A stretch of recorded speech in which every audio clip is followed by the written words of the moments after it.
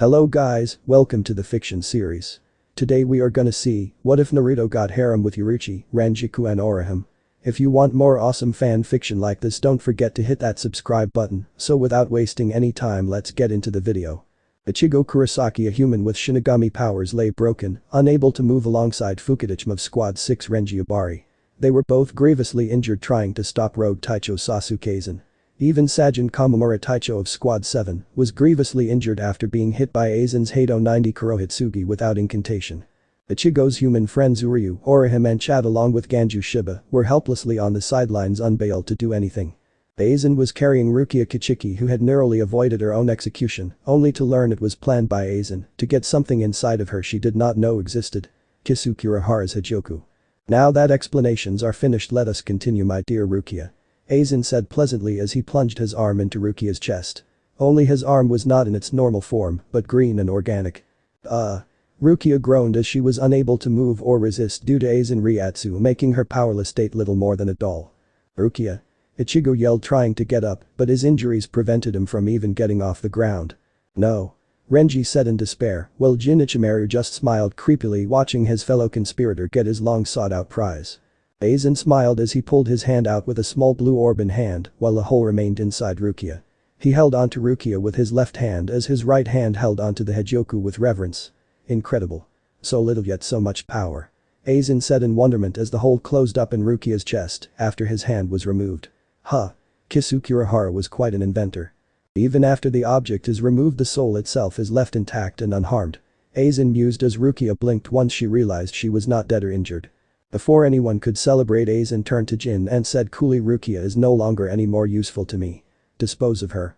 Hearing these words, Ichigo and Renji struggled to get up to no avail as Aizen lifted up Rukia as an easy target. Very well, Aizen Taicho. Jin said with a mock bow as he pointed his short sword in the direction of Rukia. Shoot to kill Shinso.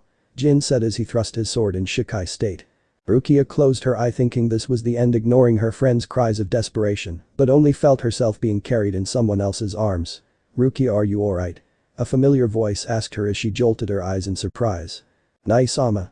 Rukia shouted in despair, but seeing his injuries made her fear for the worst. Did you get hit for me?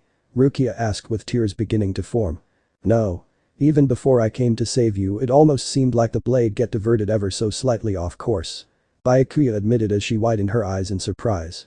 Jin. Did you get careless? If not, Rukia, I expected you to at least pierce Kichiki Taicho. Aizen said in disappointment. Sorry, Aizen Taicho. Somehow something or someone actually managed to redirect my Shinso right before I could hit my target. Jin said with shock. Before anyone could respond, Jin hunched over in pain as he split out blood. Blah. Jin gurgled as he collapsed on his knees. What is this? Somebody hit Jin so fast his ribs broke upon impact. Aizen said in surprise as he narrowed his eyes as he and Kanam Tosen were on guard. Samkatsui, a voice above said as a massive blue fireball tried to crash into Samkaioku Hill. Bakudo number 81. Denku. Aizen chanted as a large semi-clear wall appeared above him, blocking the Samkatsui from hitting him. Despite the wall protecting them from the blast, the explosion from the Hado spell dwarfed the hill as everyone covered their eyes from the smoke. Impossible. Even with my Bakudo reducing the power of that blast to level 33, Hado spell did this kind of damage without an incantation. Aizen said in surprise as he looked at Ichigo and his friends, only to see them surrounded by a green barrier. Even Ichigo's human friends were now with Ichigo and Renji behind the barrier. How did we get here? Orihime asked in confusion as she did not remember moving, let alone being behind Ichigo. Who did all this? Ichigo shouted as he attempted to look around. I did, Ichigo Kurosaki. A cheerful voice said from above. Everyone looked up only to see a blond man who looked in his 20s. He was reasonable tall with blue eyes, odd whiskers on his face and a grin as he looked mischievously at the people beneath him. Unlike all the Shinigami in the Soul Society, this man was wearing casual clothing from the world of the living. He wore a red shirt and orange shorts that had a belt for his sword, along with blue sandals. The mystery man just slowly descended as the Rouge captains were on guard while Ichigo and his friends just looked at him in awe. My name is Naruto Uzumaki. Nice to meet everyone. Naruto said brightly as everyone looked blankly at his cheerful attitude. Naruto was on the ground as he sent a grin to Ichigo and his friend with his back turned to the traitors. You're a threat to Aizen-sama. Die. Tosen yelled as he used Shunpo and tried to slash the new stranger head off. Ichigo and the others tried to give a warning to the blonde man, but the next instant he was gone, and Tosen was face first into the ground, while Naruto was standing cosily next to Aizen, who turned in surprise. He had his hand on the hilt of his zanpaku ready to use it.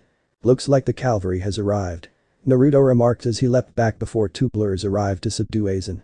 Yoruichi Shimin had managed to grab his sword hilt to prevent Aizen from drawing his zanpaku, while Soifin had her sword aimed at his neck.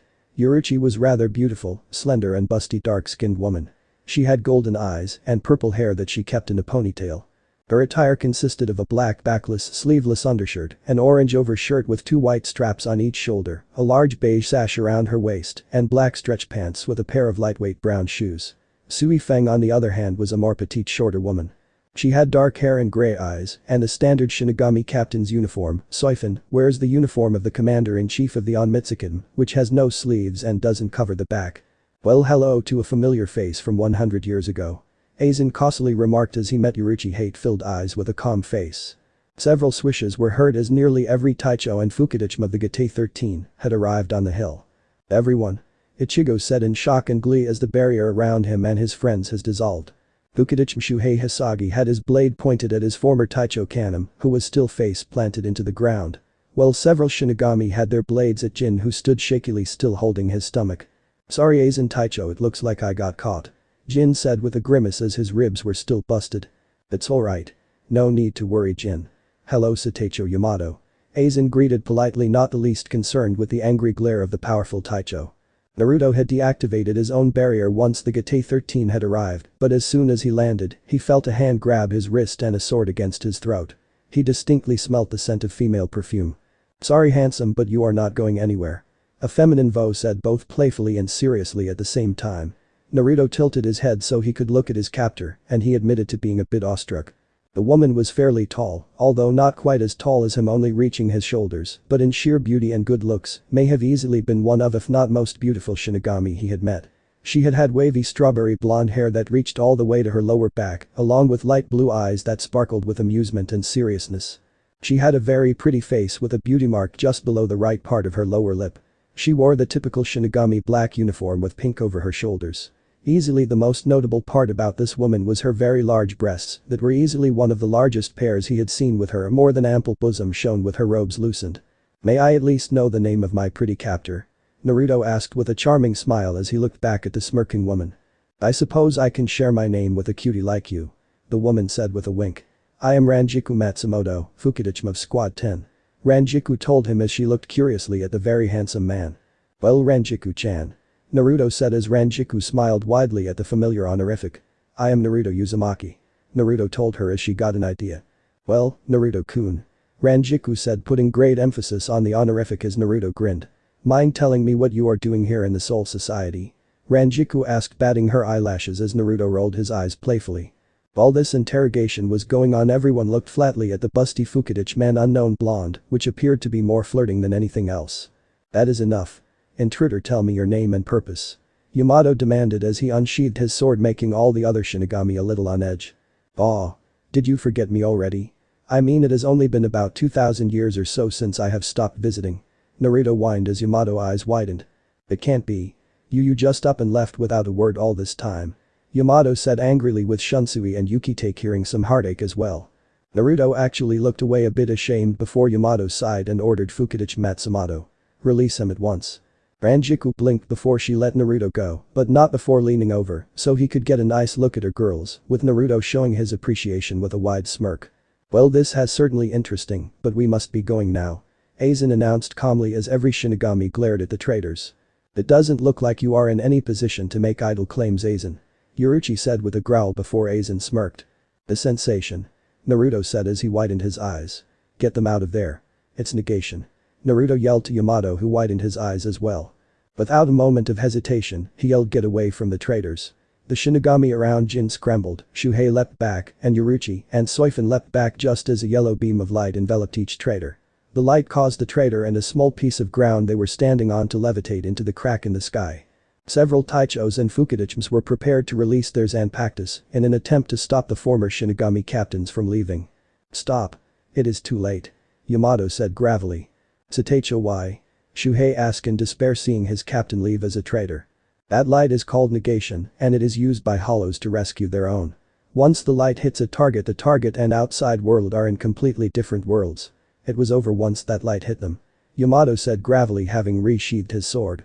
Sure enough, in the crack in the sky were several Jillian class Minos Grand Hollows, all screaming. Look at all those Jillians. Rukia said in shock. Wait, there is something else there too. Orihime shouted as she pointed at a very large purple eye behind the Jillians, as the negation carried the traitor captains closer and closer to the sky every second. Tosen. Kamamura shouted, standing up despite his injuries. Get back here. He demanded as Tosen had stood up with notable trouble. Tosen had refused to say anything to his former friend. Where is your sense of justice? Was it not to avenge your dead friend? Kamamura asked, outraged, to Tosen as he hovered away. I seek the path of least bloodshed. That is the path of justice and I walk the path of justice. Tosen explained coolly.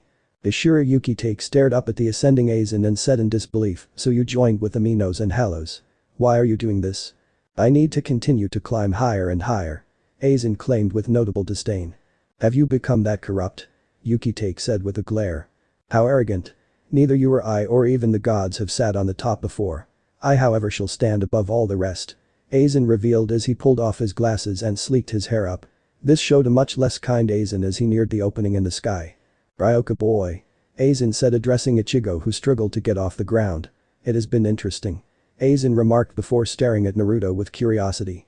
I believe you are something different I have not seen before. Aizen remarked calmly. Like I would let you get away that easily. Naruto growled back as he lifted his hand up. Idiot boy. The Satacho was clear that they are in another dimension now. Soifin yelled in frustration. Naruto stayed quiet before a golden ball appeared in his hand. In the next instant it transformed to become something like a shuriken with a ball in the center. It gave off a screeching bell-like sound. What is this? Yukitake asked in shock and amazement. Amazing. Whatever that ball of energy is, it feels different from Raishi, but somehow even more powerful. Rukia said to Renji, who nodded dumbly. Naruto threw it and it went in the middle of where the three beams are. Fool. No matter what, it cannot reach us now. Aizen said confidently before his eyes widened as the shuriken expanded, hitting all three lights at the same time. Impossible. He is breaching the negation, Aizen shouted with some fear as cracks appeared on the barrier. Just as the barrier was about to shatter, Aizen and his co-conspirators managed to reach into the sky and disappear from the Soul Society. The leftover energy from the shuriken exploded as everyone shielded their faces from the explosion, despite it being high above their heads. The explosion of wind and dust seemed to eclipse the sky itself before finally disappearing. So powerful. Not even a Bankai can damage the negation, yet that one attack nearly destroyed them. Byakuya commented as he held Rukia, shielding her with his own body despite his injuries. As the Gate 13 settled and looked at Naruto with shock and fear, Naruto only sighed. It seems I was just too late. Oh well, it just means that war is coming. Naruto said in disappointment. The only one not shocked at his display of action was Yamamoto himself, who to the shock of everyone there actually chuckled. Any doubts I had, it was really you just vanished. Naruto-sensei. Yamamoto revealed as everyone at the hill took a moment of silence. Sensei, everyone yelled at the same time as Naruto, who had landed, looked up. Oh yeah. Naruto said simply as A shrugged his shoulders. That guy over there is the Satacho sensei. Rukia stuttered as she explained how the Satacho was over 2,000 years old to her shocked human friends. Sheesh, you leave for a few thousand years and suddenly nobody knows who you are. Naruto complained with a whine as Yamamoto demanded everyone prepare for healing. As the shock and excitement of Yamamoto's announcement faded, Squad 4 had deployed itself to various mini-groups to heal the many sick. Since Retsuo Nahana was not present along with Lieutenant Aizen Katetsu, so 3rd Seat Yusachika Amura was yelling out orders. Group 5 tend to Kamamura Taicho. Yudachika yelled out as several members saluted to him, running towards the 7th captain, who was trying to stand up despite his grievous injuries. Group 11 tend to Kichiki Taicho. He commanded as several more members ran towards the stoic captain, who just stared at his adopted sister with a pained expression. Yudachika was looking around when 2 more members came up to him. 3rd Seat. What should Group 5 do? The girl asked as the boy saluted to him. After a moment of thought he said, help tend to the Ryoka. This got shocked looks from the Squad 4 girl. But sir, she said with hesitation. You heard the announcement. They are the saviors of the Soul Society. He said with pride as they saluted and ran off.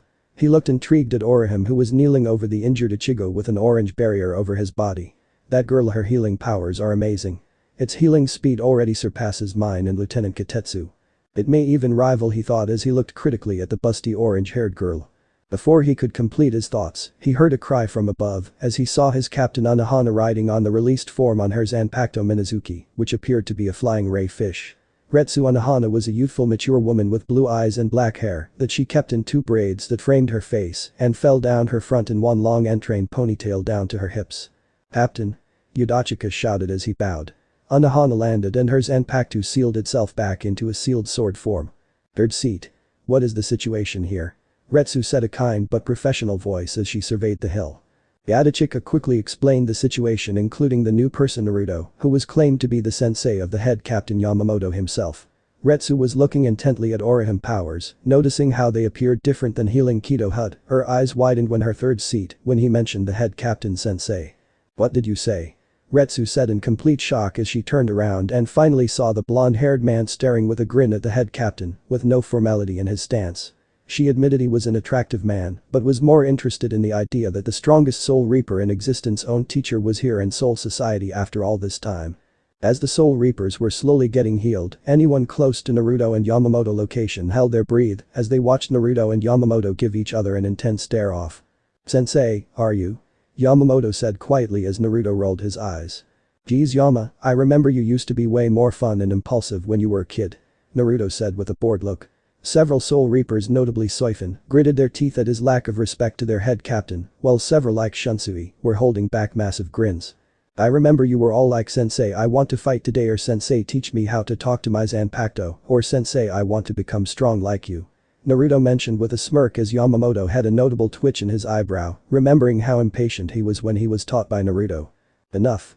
Yamamoto growled as Naruto's smirk turned into a smile, seeing his student express himself more brought joy into his heart. "Sensei, I believe you have some explaining to do," Yamamoto said sternly as Naruto gave him a deadpan expression.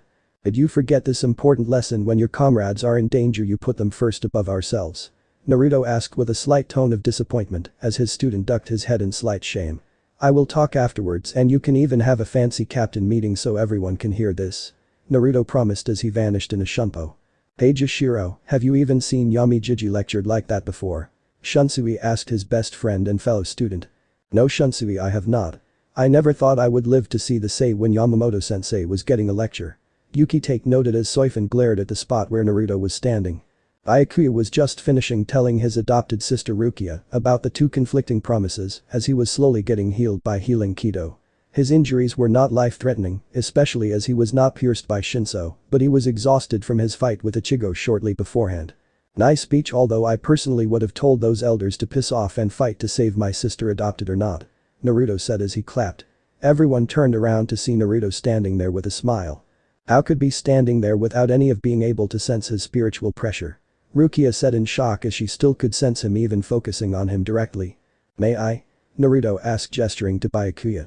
The squad 4 members looked nervous, but a quick nod from Byakuya himself made them back off. "Of course sir," a female member said with a bow as Naruto stared blankly at her before he did the most unexpected thing. Naruto laughed, getting every Soul Reaper and human's attention. "Oh man. Nobody has to ebb formal with me. I mean I am not a member of the Gate 13 let alone a captain, so you guys can chill around me. You can call me Naruto-san, Naruto-kun, Naruto or anything you want," Naruto told them with a bright grin. This shocked most of the Soul Reapers at his laid-back attitude, while Ichigo and his human friends felt respect for this new stranger climb, as he did not appear to have a pride issue like so many Soul Reapers they had met. "I just happened to have taught Yama the tricks to the trade," Naruto claimed as he kneeled next to Byakuya. He put his right hand on the captain's shoulder and there was a pulse. There was a small burst of light as Naruto retracted his hand. "There, you should be good," Naruto claimed as Rukia widened her eyes. "Wait, there is no way Nai-sama could possibly be." Rukia started, but to everyone's shock Byakuya stood up with all his injuries fixed and even his shahakusho and captain clothing completely healed. "How is this possible? Even my spirit energy has been fully restored," Byakuya said with a surprised look on his normally stoic face. "That's impossible. Healing Kido is not capable of healing that quickly and restore spirit energy at the same time. Not even that Ryoka girl's power are healing that quickly. This far surpasses my own powers," Retsu thought in pure shock. "This is nothing. Healing Kido is nothing more than a derivative of what I can do after all," Naruto mused, although he did give Orihime's healing barrier a raised eyebrow. "That girl, she is not healing." More like Naruto mused before he sensed something from behind. Before anyone could ask Naruto anything else, he sighed as he lifted his left hand up behind him to block a kick from an irate Soifin. She had used Shunpo at max speed, hoping to get an edge over the blonde, but to her surprise, he had anticipated her attack with ease. Captain Soifin. Rukia said in shock. Captain Soifin, what are you doing? Byakuya asked calmly, but he had his hand on his Zanpakuto ready to unsheath it. I don't care if this boy is the head captain sensei or not. He has shown far too much disrespect to the Gate 13 and the captains of the Sarate. He must be punished. Soifin asked angrily as she sent a punch to Naruto's head, who lazily moved it to the side, avoiding the blow completely. Geez, this chick is something else. She took Naruto's laid-back attitude way too seriously. Ichigo whispered in annoyance. I have to agree, Kurosaki. I don't like Shinigami on principle, but she is definitely one not to admire. Who are you? Whispered back while Orihime and Chad just nodded dumbly. The next several minutes were the most frustrating minutes of Soifin life. No matter what she did, she could not connect a hit. Naruto did not even bother to use anything other than his left hand or even turned around to look at her, but he still blocked or dodged every blow she launched at him. She knew he was mocking her as he kept in the same spot while she tried every angle she could think of to no avail. She even used her sealed Zanpakuto, hoping it would give her an edge, but he calmly caught her wrist holding her blade and still managed to coup the rest of her Hakuto strikes with ease. Yamamoto-sensei, we must stop this at once. This is unacceptable. Yuki-take exclaimed as him and Shunsui were prepared to subdue Soifin, only to see Yamamoto chuckle. There is no need. This will not even break a sweat for sensei. Yamamoto claimed as his students looked at him in shock. I have never seen anyone stand up to Captain Soifin in hand-to-hand combat. He doesn't even look like he is trying. Rukia exclaimed as she thought even her brother would be forced to take Soifin seriously if they fought like this. Byakuya had relaxed and looked at the fight once he realized this fight would be over soon. Naruto finally got bored and decided to knock out this upstart brat and be done with it, but his and Soifin shock Yoruichi had appeared in between them using Shunpo before either of them could start a new attack. Let me handle this. Yoruichi said calmly without looking at either of them. Yoruichi-sama. Soifin said in pure delight. She thought her beloved mentor would show this blonde his place as Yoruichi had a blank expression on her face. Then to her shock she felt a huge blow to her stomach as she coughed up spit. Arg. She choked out as she saw Yoruichi's foot in her stomach as she had sent a quick kick making her drop to her knees. Why Yoruichi-sama? Soifin asked, unable to gasp this betrayal. Yoruichi sighed and glared. I love you as my student Soifin, but nobody will ever attack Naruto in my presence and get away with it. He taught me and Kisuke Shunpo, and it was because of him we rose to become captains in the first place. She revealed as everyone gawked at this new information. Yamamoto and his students had appeared in a Shunpo with him looking down at Soifin. Naruto raised a hand. Yama. Don't press charges. I think what my student has done is sufficient enough. Naruto told his student calmly. Yamamoto wanted to make an example of the second captain and suspend her from duty, but relented to his teacher's wishes. Very well, Captain Soifin. Consider yourself lucky. I will not make any further punishment for your actions today, but I will tell you this. This is your last and only warning. Any attack against sensei is one against us all. Yamamoto warned with a glare and a release of his spiritual pressure. Soifin nodded in shame as she just realized she dishonored her title of captain for her foolish and rash actions. She stared in envy as Yoruichi glomped Naruto, who hugged her back. In light of all this, and along with several of our captains are still injured, in 2 days' time we shall have a captain's meeting with sensei to discuss recent events. Yamamoto commanded as everyone saluted at him. With multiple Shunpos, everyone except Ichigo and his friends had left the hill. Naruto just stayed and chuckled, always with the dramatics. Naruto said in remembrance. Ichigo, Uryu Chad and Orihime-chan, what do you think of the Soul Society? Naruto decided to ask as the humans gave him a dumbfounded look. Oh, don't give me that look. I plan to chill with you guys till the meeting, as I will be talking about some serious stuff and just wanna have fun till then. Naruto said expectantly. When they still gave him weird looks. Look, I even have several houses in Soul Society, so you can shack up with me in one till we leave, okay? Naruto decided to up the ante. Everyone's eyes gleamed as it sounded way better than slumming it in a division squad barracks. We would love to, Naruto-san. Orihime said happily as the men Yoruichi followed Naruto to one of his homes. This will be a fun 2 days. Naruto practically sang to himself.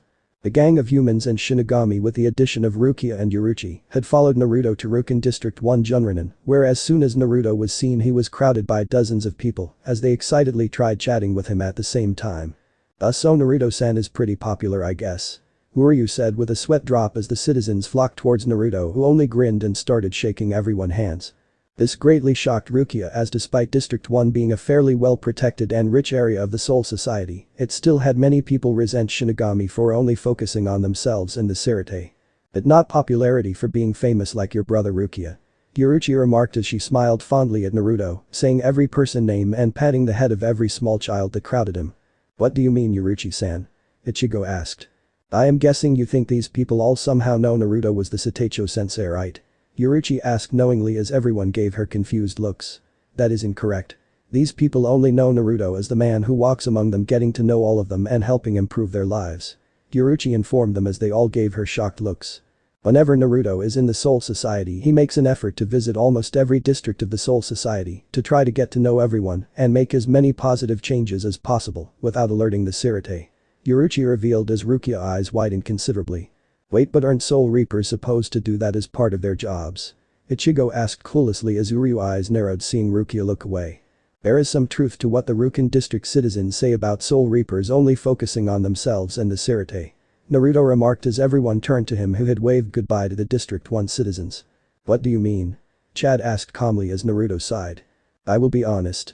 There is no possible way for the Soul Society to manage all the districts, so despite it being the public face of the Sirite, the Shinigami only manages about 40 districts north, south, east and west, along with the Sirite itself.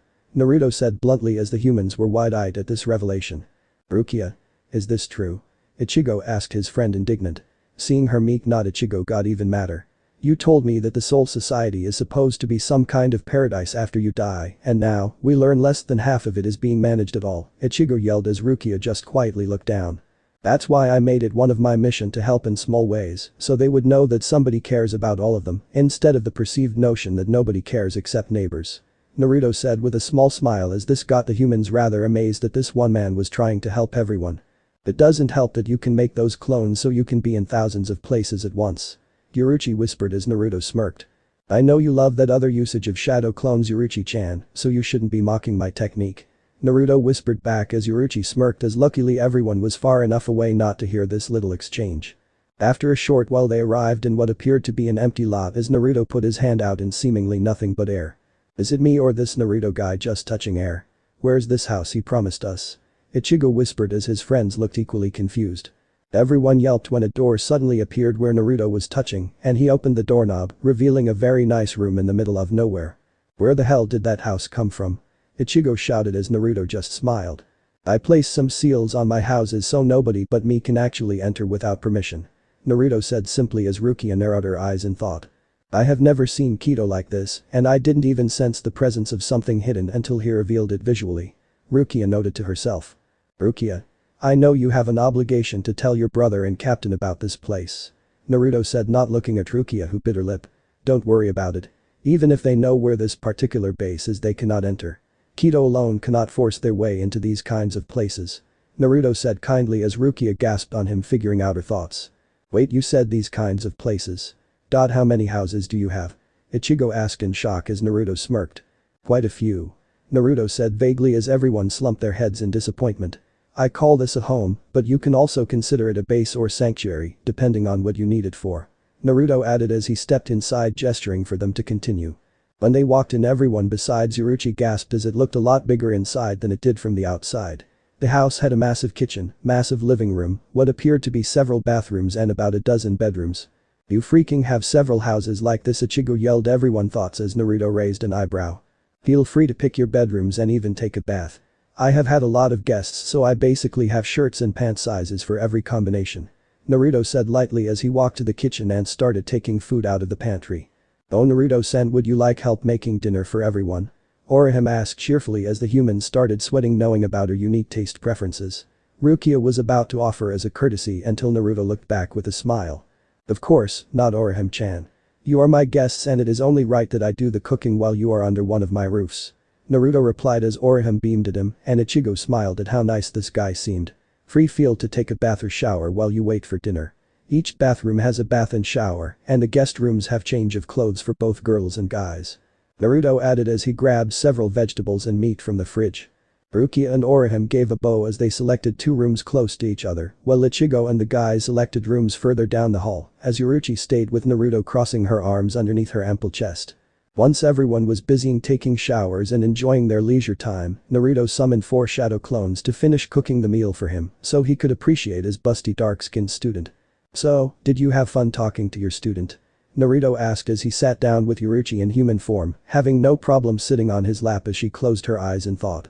It was nice to see Soifin again, but she was acting like a brat attacking like that after you saved Rukia and the others. Yoruichi said with a pout. "Why did you not let the head captain punish her? She deserves at least a suspension if not losing her captain rank outright," Yoruichi asked with annoyance. "It is fine. I think the look on her face when you defended me was worth it. Plus, she is still not as fast as you are. She might have thought she had on the ropes, but you both held back and were out of shape when you fought," Naruto admitted. Yoruichi continued to frown until he pats her head and she in return move her hips against his as she whispered hotly into his eye, "Maybe we should get reacquainted to the beds here." Naruto grinned but whispered, "What kind of host would I be if we had fun while they were here?" Yoruichi pouted until Naruto added, "Plus I can tell all of these kids are virgins, so I don't think it would be nice if their little ears heard our passion spoiling their first times." Yoruichi sighed and said, "I suppose you are right. That Ichigo kid is as pure and innocent as white snow." Naruto held a grin urging her to continue. "During Shunpo training I transformed right in front of him back to human form and you would not believe how childish he was about it. He definitely has not seen a girl naked before," Yoruichi remarked in amusement. "Did he try to jump you or anything?" Naruto asked without a hint of jealousy. He knew his student lover loved to tease but would never actually let anything happen. "As if. He actually requested I put some clothes on." Yoruichi said a bit insulted that a teenager boy actually wanted her to put more clothes on, as Naruto shared a laugh. He knew she could take care of herself if anyone actually tried to get her to bed. "Looks like dinner is just about done.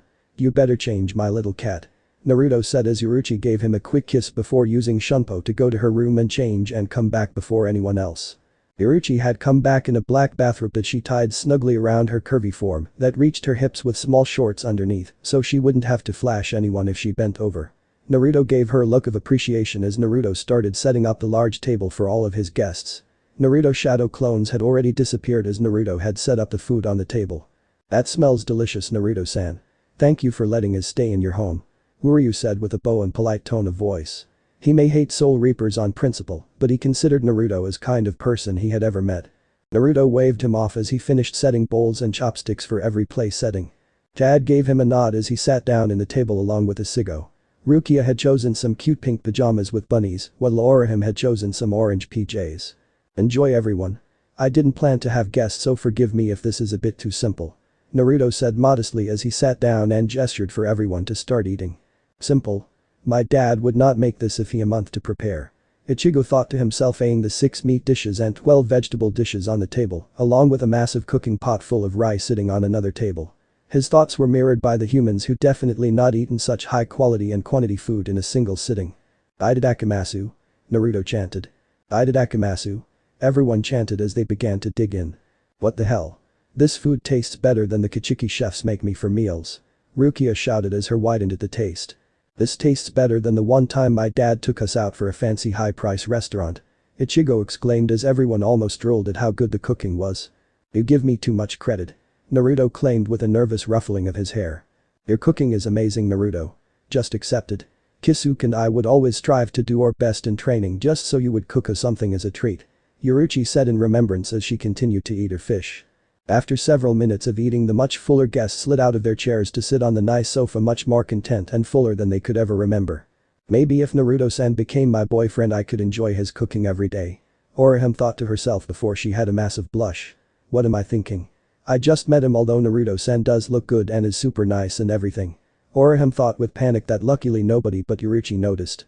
She smirked, guessing the younger girl's thoughts.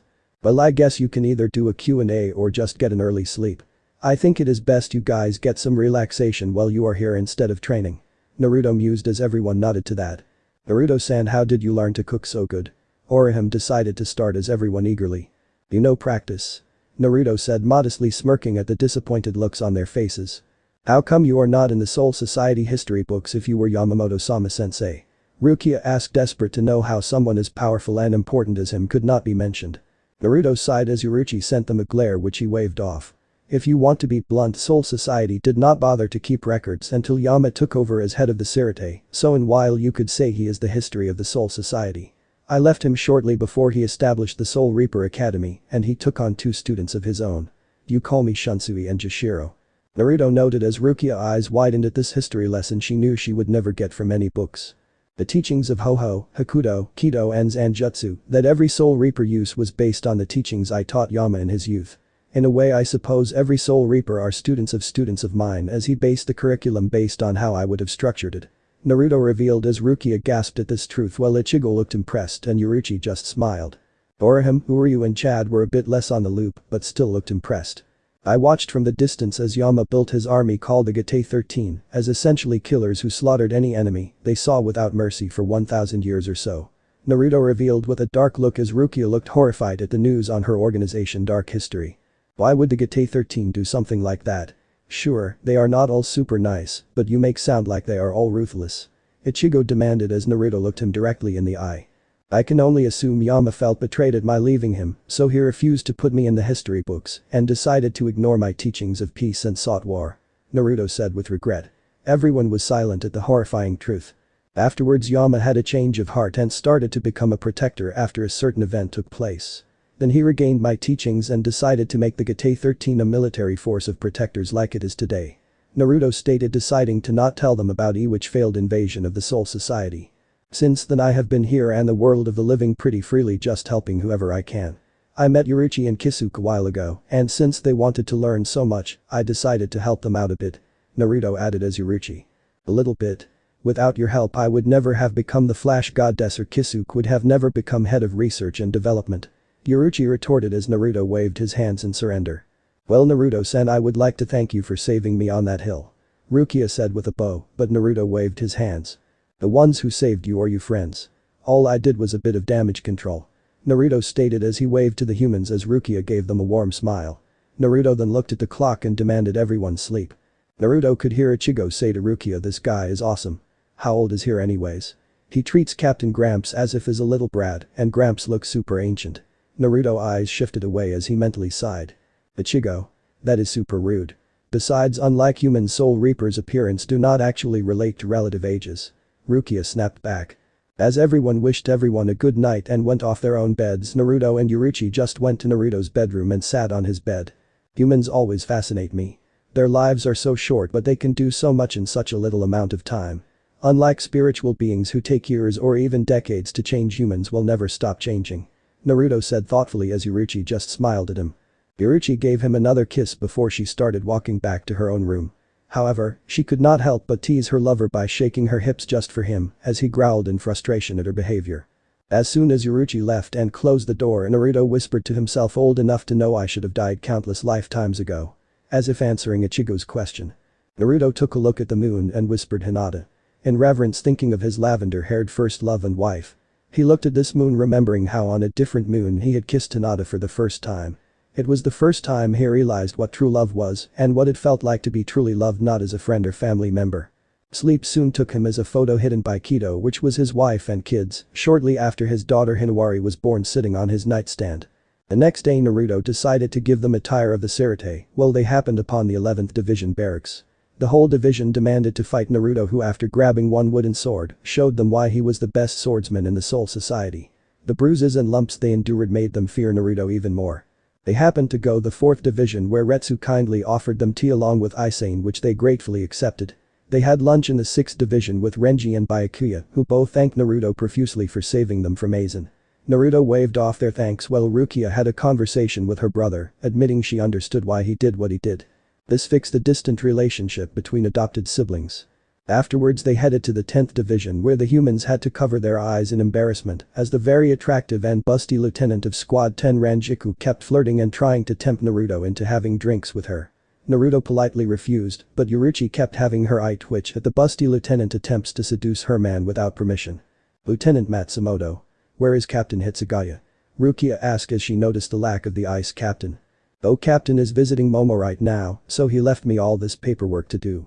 Rangiku pouted as she pointed to the small stack of papers making everyone sweat drop at the lazy strawberry blonde. Well Rangiku-chan we must be going. Tell your captain I will see him at the captain meetings tomorrow. Naruto said cheerfully as he waved. Bye Naruto-kun. Rangiku said goodbye, but decided to stick grabbing his arm with her arms resting his arm into the valley of her chest, making everyone but Naruto and Yoruichi blush at the actions. She soon let go when Naruto promised he would come visit at some point. They returned back to Naruto's home for another wonderful supper before they fell asleep. The next morning Naruto made them a huge breakfast as he suspected that both the humans and him would be leaving the same day. Rukia offered the squad 13 barracks for them to stay at, while Naruto had his meeting which they accepted. Naruto resealed his home up and left in a shunpo as he waved goodbye to his new friends. Now I guess I better start explaining. Naruto thought as he knocked on the captain meeting room. This will be fun. Naruto thought. Maybe I should ask if Rangiku-chan can come. Nah, it is better not to flaunt Yama's authority. They need to respect him, and him bending over for my every request would make him look biased. Naruto decided. After the meeting the next Naruto walked with Ichigo and his human friends back to where the officials came in to get their home. Hey guys. Ready to head back to Karakura town? Naruto asked cheerfully as Ichigo notable gawked at him. Wait, you mean you are going back with us? Ichigo shouted as Naruto and Yoruichi gave him amused looks. Yoruichi had decided to stay in human form for Naruto's sake and she admitted enjoying the looks of envy sent her way. Sure, she would never entertain sleeping with anyone besides Naruto, but she did like to tease horny men for the sheer joy of it. I have a place there too. Naruto told him patiently as Uryu held a smirk while Ichigo still looked a bit confused. How many places do you own? Ichigo asked incredulously as he could honestly say that Naruto home he showed them was far better than any place he had been to before. I have around the block a few times. What, you expected to live in a cave or something? Naruto asked rhetorically as Ichigo sputtered and his friends shared a laugh. Just then Captain Yukitake and Rukia came in with a smile as Naruto sent a discreet glare at Yukitake who nodded. So looks like this is goodbye for now, Ichigo. Rukia said softly as Naruto frowned for a moment before grinning. Yeah, midget, see you around. Ichigo replied as Rukia smiled warmly at him before she fell back so her captain could have a word. One moment, ladies and gents.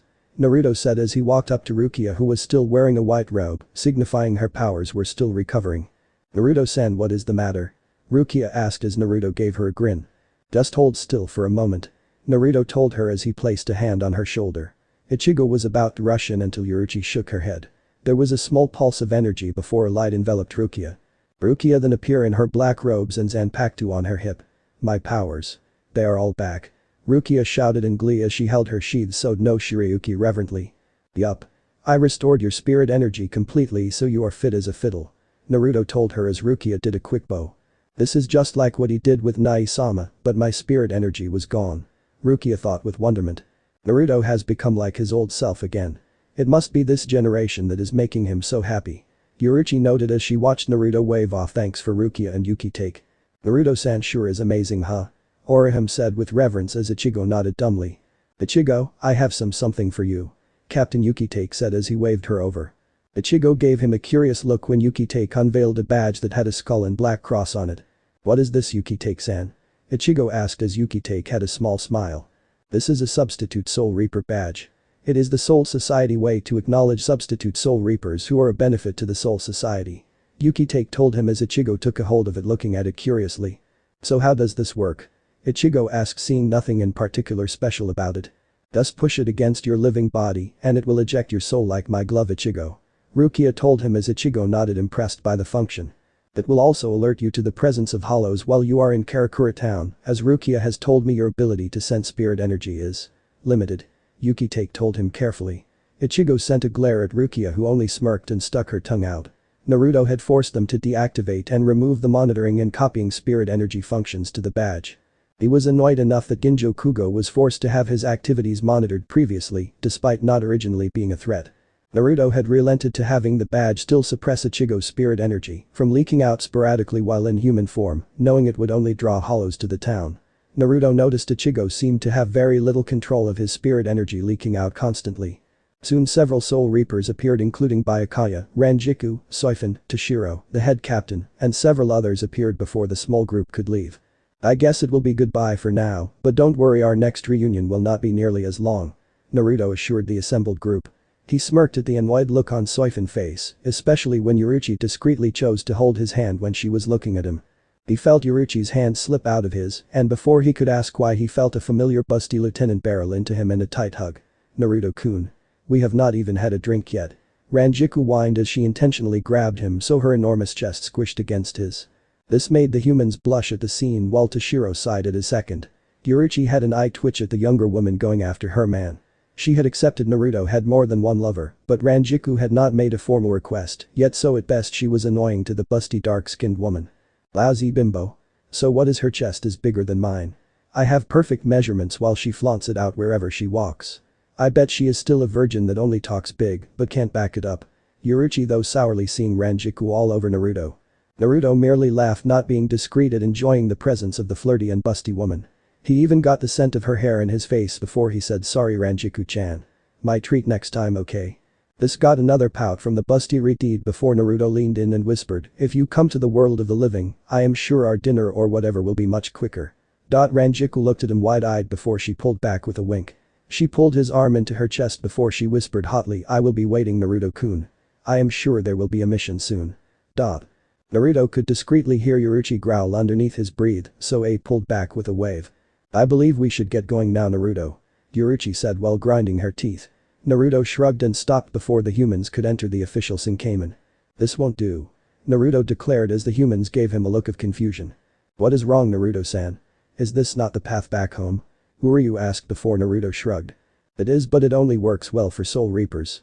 For you guys you have to go through the Dangai even through the official Sinkamen," Naruto informed them as Ichigo and his friends grew annoyed. "What?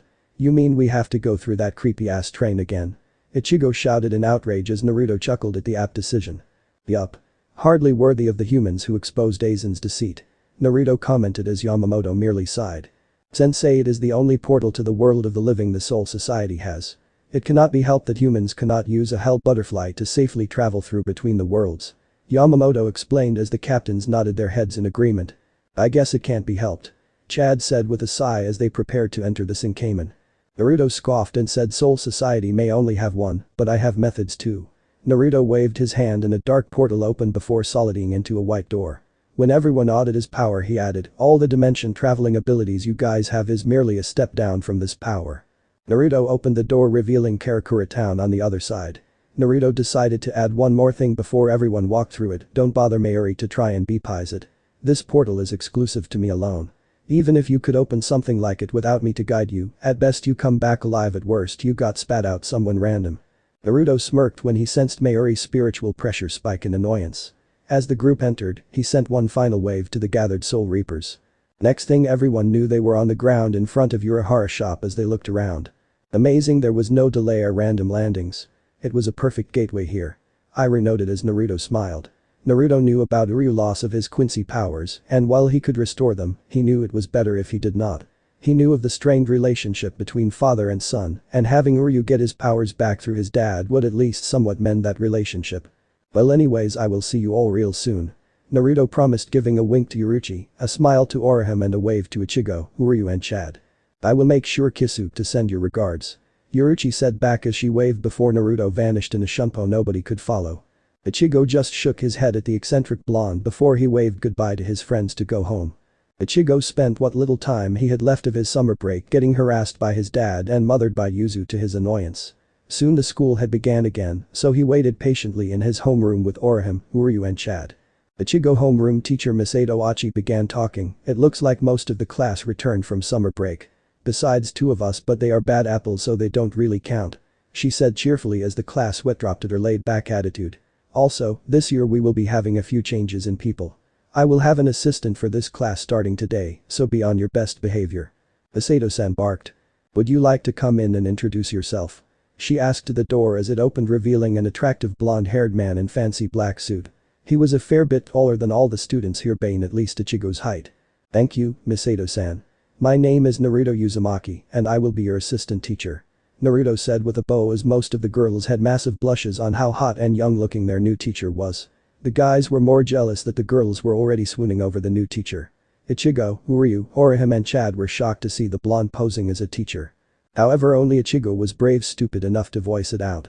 "What the hell are you doing here Naruto?" Ichigo shouted pointing at Naruto comically.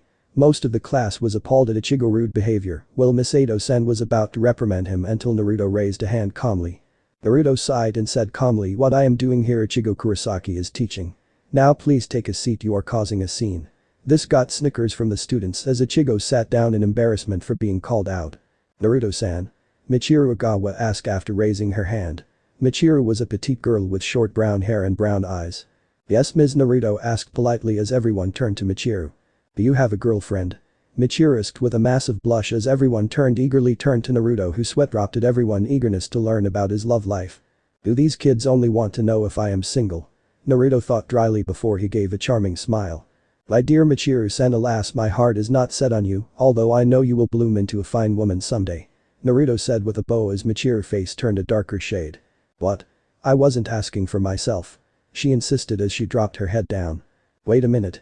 Naruto didn't even answer the question. Ichigo realized that Naruto sidestepped the question with a compliment. Naruto sent a look to Miss Edo-san, who nodded and checked her clipboard. Anyways. We also have a new student joining us this year. Please come in, Haruko-san. Out from the door, a blonde-haired man in a Karakura High School outside walked in with a grin. He decided to introduce himself by writing his name on the chalkboard. Hey everyone, my name is Shinji Haruko. Hi Naruto-sensei. Shinji called out happily as everyone looked in interest, seeing the new student already knowing the new teacher. Hi Shinji-kun. Naruto greeted warmly. Please take a seat next to Orihime-chan. Naruto said after looking at his clipboard with the students' names. As Shinji passed by him, he whispered, remember the rules, Shinji. The girls here are off limits, so don't be a creep. As Shinji settled down, greeting his neighbors warmly and having a keen interest in Ichigo. Miss Edo-san was about to start the lesson before Naruto sighed with an amused smile. Naruto-san, is something the matter? Miss Edo-san asked as everyone turned to the assistant teacher, who gave a smile. Nothing, except prepare to meet someone new who you will be seeing a lot of. Naruto commented. Before anyone could ask, they heard rapid footsteps from outside the door. Naruto-kun. Kadeb heard from a loud happy female voice before the door slammed open. There was a blur of green before Naruto was glumped by a green-haired woman. Hey Nell-chan. It has been only a week since we have seen each other. Remember, I am teaching now, so please let go. Naruto said nervously as he patted her back, knowing they were creating a ruckus. Everyone please meet my girlfriend Neliel Adelschwink. Naruto said as Nell let him go but held his hand. Hi students of Naruto-kun. My name is Neliel, but feel free to call me Nell. Nell greeted happily.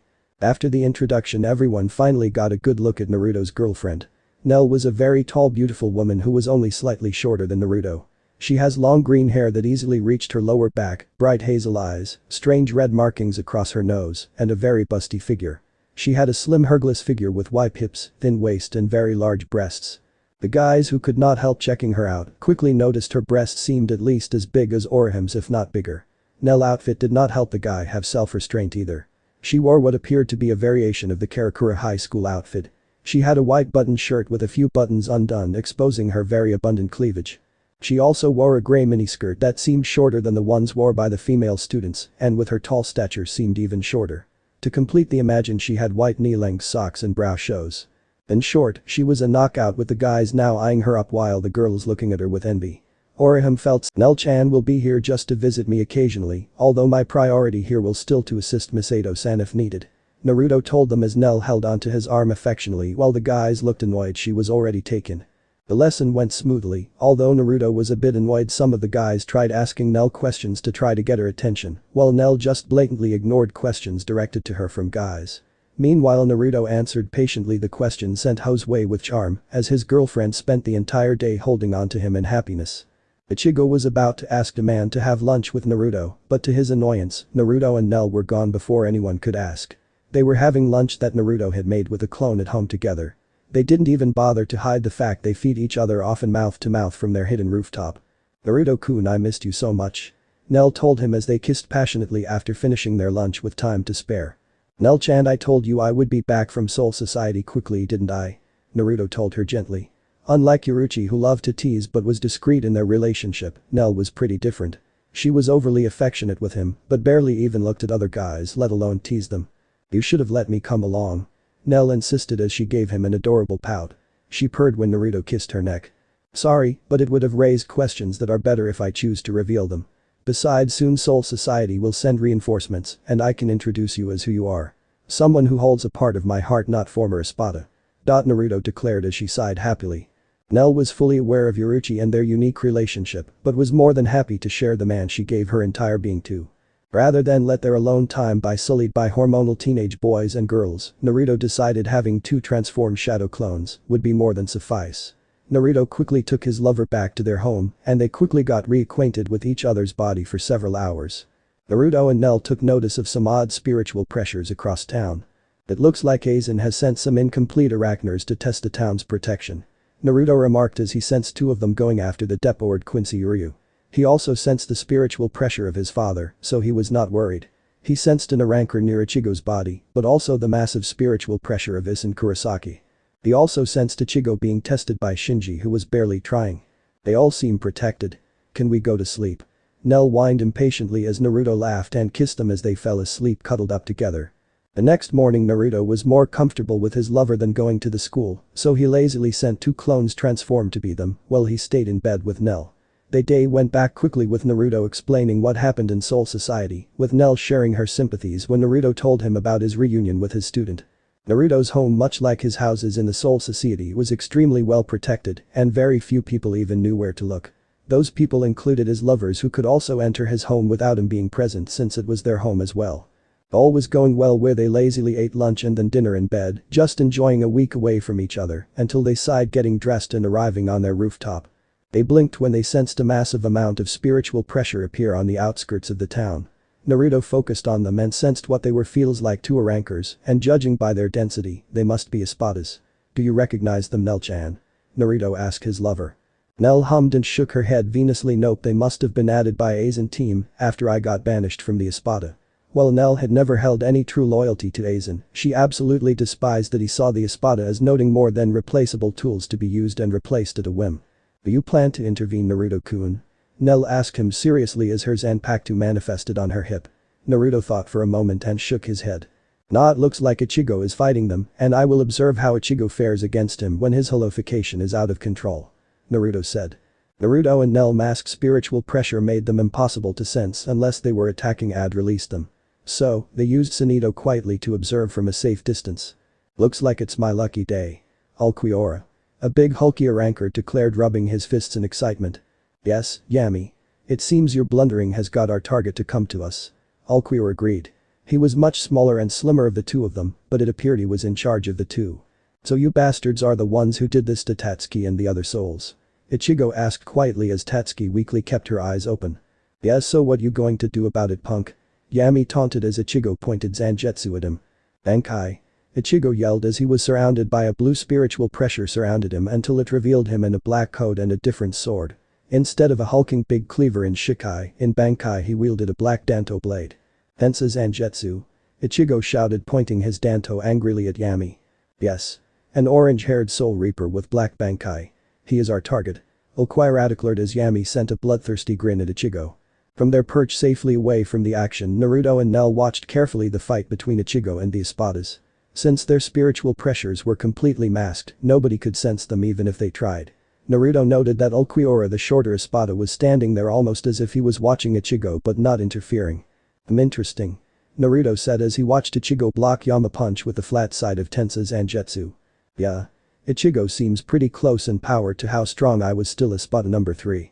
Nell piped with interest as she kept watching with a smile on her face. Yeah, Ichigo's spiritual pressure is quite strong for someone who just learned Bankai, especially since it's in that state. Naruto said knowingly with a smirk. Ichigo had quickly jumped and sliced Yami's arm off as blood leaked from the stump. His power right now is stronger than the bigger Espada, but it keeps fluctuating higher and lower. But I doubt he could beat them if they release their Zanpakuto, especially the smaller one. He seems quite strong even without his Zanpakuto release. Naruto said as he looked at Nell who nodded. It was known that the release state of an Espada's Zanpakuto or Resurrection was about equal to the power of a Soul Reaper's Bankai or a factor of 5 to 10 times the power of their base power. Nell was about to rush in when she saw Yami put his hand on his Zanpakuto until Naruto put a hand out to make her stop. He sensed Ichigo's spiritual pressure plummet and thought it must be the halo inside him. Ichigo is trying to suppress him using pure willpower and it causes his own powers to go out of control as a result. Naruto watched as Yami smacked Ichigo around with his remaining hand until he got flung to the floor unable to stand up. You're so weak. Just trash. Here, time to clean up. Yami declared as he charged a Siro using his mouth. Nell, go now. Naruto told her as she used Sanito appear in front of Ichigo in less than a second while Naruto used Sanito to appear beside Ichigo who was barely conscious. As the red beam approached, Nell used her arm without effort and batted away the zero, causing it dissipate harmlessly to Yami anger and Ulquiorra intrigue. "Naruto. Nell-san." Ichigo said, weakly shocked to see his teacher's girlfriend using spiritual powers. "Hey Ichigo. Sorry we are late." Nell said cheerfully as Naruto sent him a wave. "Who is this bastard and bitch?" Yami shouted anger. His zero was deflected, while Ulquiorra scoffed. "If you read the report, Yami, you would know that blonde is Naruto Uzumaki, the man who almost stopped Aizen-sama's escape from the Soul Society." Ulquiorra said coolly as Naruto gave him a beepy smile. "Who's scary Aizen?" Naruto mocked as Nell gave a laugh. Too afraid to admit he only got away by sheer luck. Naruto said as Yami growled while Ulquiorra narrowed his eyes. "And the woman appears to former Espada number 3 Nellil 2 Adelschwink, who disappeared from our ranks 50 years ago." Ulquiorra commented as Nell glared at him. "Although she does resemble much more a mere human than she did, and her mask fragment is not even there anymore." Ulquiorra pointed out as her former mask was no longer on her face. As Ulquiorra tried to beepize the situation, Ichigo coughed and looked at Nell with fear. "Wait. Is Nell-san one of them?" Ichigo asked desperately as everyone stayed quiet. "Nellil. If you return with us, I am sure Aizen-sama will welcome you back into the Espada with open arms. Your powers will rather helpful to us. He will reassign you a number and you can come home." Ulquiorra offered as Nell looked it directly in the eyes with a blank expression for a minute. And to the shock of the Arankers and Ichigo, she laughed and laughed before she calmed down. "Me join back that bastard?" Nell said rhetorically before she said darkly. "Never. The only way I would ever want to see Aizen is to shove my sword into his forsaken heart." Ulquiorra sighed before he said to Yami, "Very well. Dispose of her, Yami. She might be a former number 3 Espada, but she has been gone a very long time, so her powers are no longer a threat to us." Yami grinned as he looked at Nell with a sadistic smile. "Lucky me. Now I get to crush another ant. Bye, bitch." Yami declared as he launched a punch at the prone Nell. "Nell-san." Ichigo shouted, trying to get up only for Naruto to hold him down with a reassuring smile. "Ichigo. It might not look like it," Naruto told him sternly as the fist neared Nell's face. "But Nell is strong. Far stronger than you are, matter of fact," Naruto remarked as Nell caught Yami's fist with her own left hand without any effort. She was not even pushed back from the impact as she looked coolly at his shocked face. "Your type who do nothing hut fight without any thoughts disgust me," Nell said with disgust as she threw a punch at Yami's stomach and launched him back with a notable dent in his stomach. "Impossible." With her sheer fists she dented Yami despite his hero being active. Ulquiorra thought with wide eyes as Yami got up slowly. "Damn it, all to hell." Yami screamed as he out his remaining hand on his Zanpakuto again. "You plan to release your Zanpakuto here without permission?" Ulquiorra asked as Yami huffed. "Shut up." Yami retorted before their attentions were drawn to Nell, who had used Sanito to appear in front of Yami with her sword drawn. She quickly used her sword to slide past Yami and slice his remaining arm off, almost similar to what Ichigo did to Yami before in his Bankai state. As the limb fell off, she kicked it so it landed where his other limb was. "Oh. Bitch." Yami screamed in pain as he fell on his knees in pain as Nell just looked dispassionately and coldly as the maimed Espada. Before Ulquiorra could even try to retrieve the limbs, Naruto decided to act. "Heido number 54 Heian," Naruto said as he waved his hand as 2 blasts of fire flew at the limbs and burned the limbs to nothing, not even ash, in less than a second. As Yami cried at the loss of his limbs and Ulquiorra's eyes widened at the brutality of his new foes, Nell sent a quick kick at Yami, forcing his face into the dirt. She stomped on his back, applying pressure which he could not even try to resist due to her superior strength. She pointed her belt at his back as she watched Ulquiorra carefully. "Wow, she is amazing." Ichigo could only gasp in awe seeing her soundly defeat the larger Espada with ease. "Yup, that is my Nell. She is quite a feisty girl," Naruto boasted proudly. Ulquiorra decided to ask something of Nell. "You look like a human now, but you still use powers like ours, like Sanito. Have you lost any pride you had as a hollow?" Ulquiorra asked with some annoyance clear in his tone. Nell scoffed and said, "Pride? I have never considered it great. I was a transformed hollow, and now thanks to Naruto-kun I don't need to." Nell sent a smile at Naruto, who had returned as Ulquiorra's eyes narrowed. "Is this thing you share with that man what humans would call of? Foolish idea that a heart could exist to produce such emotions," Ulquiorra claimed as he stared impassively at Naruto. "Anything I cannot see with my eyes does not exist," Ulquiorra said confidently. "I wonder if I rip her heart out, would I see this heart that you claimed to have?" Ulquiorra thought out loud as Nell returned her attention to the rancor at her foot. Nell shifted her sword, prepared to skewer through Yami's head until Ulquiorra used a quick burst of Sanito to appear behind Nell. Ichigo could not read the speed of Ulquiorra's Sanito, but both Naruto and Nell could. Ulquiorra had his own Zanpakuto out and swung at Nell's back. This forced Nell to change her stance and block strike with one of her own as she pivoted on the spot. They proved seemingly equal in strength as neither of them was able to push the other away until Ulquiorra stepped back and pointed one finger at Nell, while the other hand at Naruto and Nell.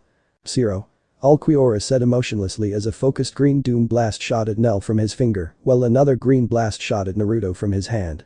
The blast was much more powerful than the one used by Yami. It seemed strong. Nell thought as she held her blade out at the Zero at her. Her Zanpakuto proved powerful enough to withstand the blast, but the force still pushed her several feet and off Yami before she grunted and sliced and batted the Zero away. The Zero aimed at Naruto was batted away lazily by Naruto at Ichigo, once again marveled at the strength of his teacher who he thought was silly a lot of the times. In the short time it took for the blasts to be dissipated, Ulquiorra used it to use Zenitto to appear next to Yami before opening a Garganta. He kicked the larger Espada into the opening before he leapt in, seeing how the odds were no longer in the Espada's favor. He gave one more look of annoyance before he closed the portal before anyone could follow them through. While Ichigo moped about losing to the unknown enemies, Naruto sighed knowing it was more a recon mission by Aizen than anything else. He gave Nell a grin as she walked towards him happily. Naruto patted Ichigo on the shoulder, restoring his body to prime condition. "Thank you, Naruto-san," Ichigo said, deciding that his kinda teacher at least deserved some respect. "Sure. See you in class tomorrow, alright?" Naruto said as Ichigo nodded. He gave one more look of curiosity to Nell before he vanished in a shunpo back to his home. Naruto waited a minute before he shouted, "You can come out now." Yoruichi and a serious-looking Kisuke appeared a second later using their shunpo. "You know you could have stepped in, right? The two foe, you could have handled the two of them," Naruto remarked as Yoruichi gave him a saucy smile and Kisuke a shifty grin. "Naruto-sensei. It is rare to see you do any kind of fighting. I have enjoyed it while I can," Kisuke claimed as Naruto rolled his eyes. After all this time Kisuke was still infinitely fascinated with his powers. Yoruichi wrapped herself around Naruto's arm and sent a teasing grin towards Nell, who huffed before she wrapped herself around Naruto's other arm. "Naruto, you had Nell here to do all the dirty work. If you want to work out, we can always go back to your place," Yoruichi suggested with a sultry smile. "No fair, Yoruichi. He should sleep with Nell tonight, not you." Nell pouted as Naruto laughed as his two lovers were arguing who would sleep with Hai tonight. Kisuke kept a neutral expression and a respectful distance, despite his older self making some comments on Naruto's predicament. Despite Naruto's laid-back attitude, he still remembered last time he hit on Nell. Naruto nearly skinned him alive. It still made him shudder at how broken Naruto left him. "Girls. We all share our bed together?" Naruto chided softly as they glared at each other before nodding. "Naruto-sensei. I received word that Soul Society has gathered a team to help protect Karakura Town, and they will arrive very soon," Kisuke informed Naruto, who nodded expecting something like this. "Alright. It can't be helped. They will learn that Nell is on our side or else," Naruto said darkly as he knew Soul Society might have biased opinion that Nell was at one point on Aizen's side many years ago. "Naruto-kun, do not worry. Nell will never leave your side no matter what," Nell assured him, worried about him as he sent her a grateful smile. "Yeah, Naruto. You have us and the wizards as well. We owe you everything and will fight alongside you no matter what," Yoruichi reminded him as Naruto nodded. "Yeah. The wizards will soon get a visit from Ichigo, since even his stubbornness will reach the point where he will accept he needs help," Naruto said as he looked at the distance. Meanwhile in Hukomondo, Las Notches. An armless Yami whose wounds had stopped bleeding but his arms were still gone along with Ulquiorra arrived back in the base for Aizen and his Espada. When they arrived, all other 8 Espadas were there along with Aizen. "Oh Yami. How weak can you be to be without arms against such Soul Reaper trash?" Number 6 Grimjo taunted as Yami glared at him. "Shut up. It was not that substitute who did this to me. It was that bitch," Yami shouted as everyone gave a curious look. "Ulquiorra, please share with us what you experienced," Aizen asked calmly as Ulquiorra bowed. "Yes, Aizen-sama," Ulquiorra said as he pulled his right eye out of its socket and crushed it into dust. The dust showed his memories of the fight between them and the Nell and Ichigo. After the memories were shown, several Espada were shown shocked at Nell's appearance on Ichigo's side, while one Espada was beyond outraged. "How dare that bitch show her face?" Noitra shouted in hatred. He was Espada number 5 and the main reason Nell was kicked out of the Espada in the first place. He had set a trap and ambushed the much more powerful Espada, seeing as his powers 50 years ago did not even come close to hers. He was former number 8 until eventually rising to number 5 today. Indeed, rather curious former Espada Niliel survived. "I was sure she perished," Sayela Poro Grand's Espada number 8 remarked, hiding an amused smirk. He was the other person responsible for Nell's defeat as he had set up an illusion to help Noitra ambush Nell 50 years ago. Back then he was not even an Espada, but he was a scientist. Who cares if one of our former members has joined the enemy? We will kill her along with the rest. Espada number 2 Baragan Luisenbairn said lazily. He was an old-looking dark-skinned Espada, known to have been the former ruler of Las Notches until he was dethroned due to the arrival of Aizen, Jin and Tausen. Shame she choose to oppose us. Espada number 1 Stark said with a sigh as he stretched his arms. Yes, a tragedy. Espada number 3 Tear Harable noted with some sadness. She was a beautiful dark-skinned woman with large breasts, aqua green eyes and blonde hair. She wore a vibration of the Espada white outfit which exposed her stomach and her lower half of her breasts. She notably had a zipper on the top half of her outfit and her high collar covered to her mouth. Espada number 7 and 9 chose to stay quiet while the others bickered. Enough my friends. Aizen said calmly but sternly as instantly everyone grew quiet. Now it is a pleasant surprise to see my old comrade Niliel alive and well, but to the subject in hand. Ulquiorra, what do you think of Ichigo Kurosaki? Aizen asked carefully. After a moment Ulquiorra decided to ask. He is trash, sir. His power is far lower than Niliel's now, but in the future, it may rival my own. I see. What do you recommend then, Ulquiorra? Aizen asked as he closed his eyes. Leave him, and if he becomes a problem, I will end him myself, sir. Ulquiorra said, bowing his head down. Very well, Ulquiorra, he will be your responsibility. Aizen declared as Ulquiorra nodded his head in thanks. Wait a minute. Grimjo yelled as everyone turned to the enraged number 6. If he is our enemy, we should cut him down now. Who cares if he is weak? Grimjo yelled as Neutra grinned, seeing an opening. I agree, my lord. Plus we should eliminate that traitor as well. Number 4 gave her a chance to join us, and she refused. She is nothing but trash now. Neutra said with a grin. Everyone could see it was personal for the bloodthirsting Espada. You simpletons do not understand the situation. Aizen-sama will win this war one way or another. He does not need to rush. Ulquiorra said emotionlessly as the 2 lower-ranked Espada growled at him. Well put, Ulquiorra. There will be no more forces sent to the world of the living without my express say-so. Aizen declared as the Espada dispersed. Neutra hissed to himself in anger as Grimjo walked up to him with a grin. You seem to get the problem with leaving weeds to grow, right?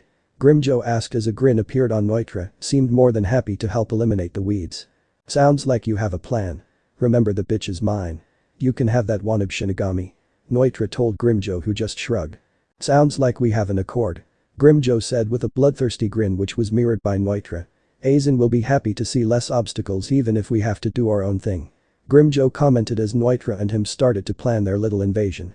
Little did Nell know soon she would be able to avenge her fallen comrades. After a wonderful night lying between his 2 lovers which he knew most men would kill for a night with, Naruto eventually woke up. Both Yoruichi and Nell had claimed half of his body, cuddling up to him in a lover's embrace. Not that he minded getting 2 naked beauties to press up against him, but he knew he could simply keep sending clones to manage his teaching career. Naruto reluctantly got up, making the 2 beauties groan in disappointment as they missed his warmth. Yoruichi, Nell-chan, time to wake up. Naruto said gently as the woman opened their eyes and stretched. They were not the least bit embarrassed to be naked with their lover, while Yoruichi stretched how flexible she was by stretching her back like a cat. Do we have to? Can't you take a day off and stay here with us? Yoruichi whined, batting her eyelashes and leaning forward so gravity can make her girls more enticing. With how tight her clothes were, people rarely saw how busty Yoruichi was, but with her naked Naruto saw her higher D cups bounce. Naruto smiled but shook his head. Sorry, but I can't skip every day or it would set a bad example. Plus Old Society will likely come here any day now, so I should greet the relief team. Naruto told her as Yoruichi pouted. Nell on the other hand just got out of bed and started looking for her clothes, which were mixed with Yoruichi's on the floor of the bed. Nell F cups bounce happily, making Naruto smirk. Nell can't wait to go to school with Naruto-kun. Yoruichi, would you like to join us? Nell offered as she started to put on her own bra and panties. Yoruichi had reluctantly started putting her own clothes in the meanwhile. Naruto had already changed while Yoruichi was whining. Nah. I am sure one boy's fantasy for the class is enough. Yoruichi said as Naruto chuckled, knowing full well most of the guys he was teaching likely thought of his girlfriend in their free time. Naruto didn't care one way or anything, but if they tried to take pictures of his lovers, he would smash their phones. Yoruichi said goodbye to Naruto by giving him a 10-minute makeout session, which Naruto happily reciprocated, while Nell frowned and crossed her arms in annoyance. Once Naruto was free, he saw Nell's frown and gave her a 10-minute kiss to her happiness as Yoruichi rolled her eyes and left using shunpo. Naruto was sure some close-minded people would say he was a pig having a harem, but he doubted most people even knew what their other wanted, let alone how to make them happy. He knew divorce rates kept rising as people impulsively married each other without knowing what was truly in the other heart. He knew everything about Nell and Yoruichi, and they in return knew about his past. After getting dressed, Nell and Naruto casually used Sunito to arrive early to school to avoid gawkers trying to hit on his girlfriend, who disliked buttoning her shirt when they were together. School started soon after, and after getting roll call, Naruto once again answered any questions aimed at him, while Miss Ado decided to take it easy. She found it immensely amusing that most of the males only bothered to ask questions about her assistant's girlfriend, who rebuffed their advances with polite but firm rejections. Naruto on the hand kept a warm and cheery attitude, while he charmingly avoided his fangirl questions with a smile.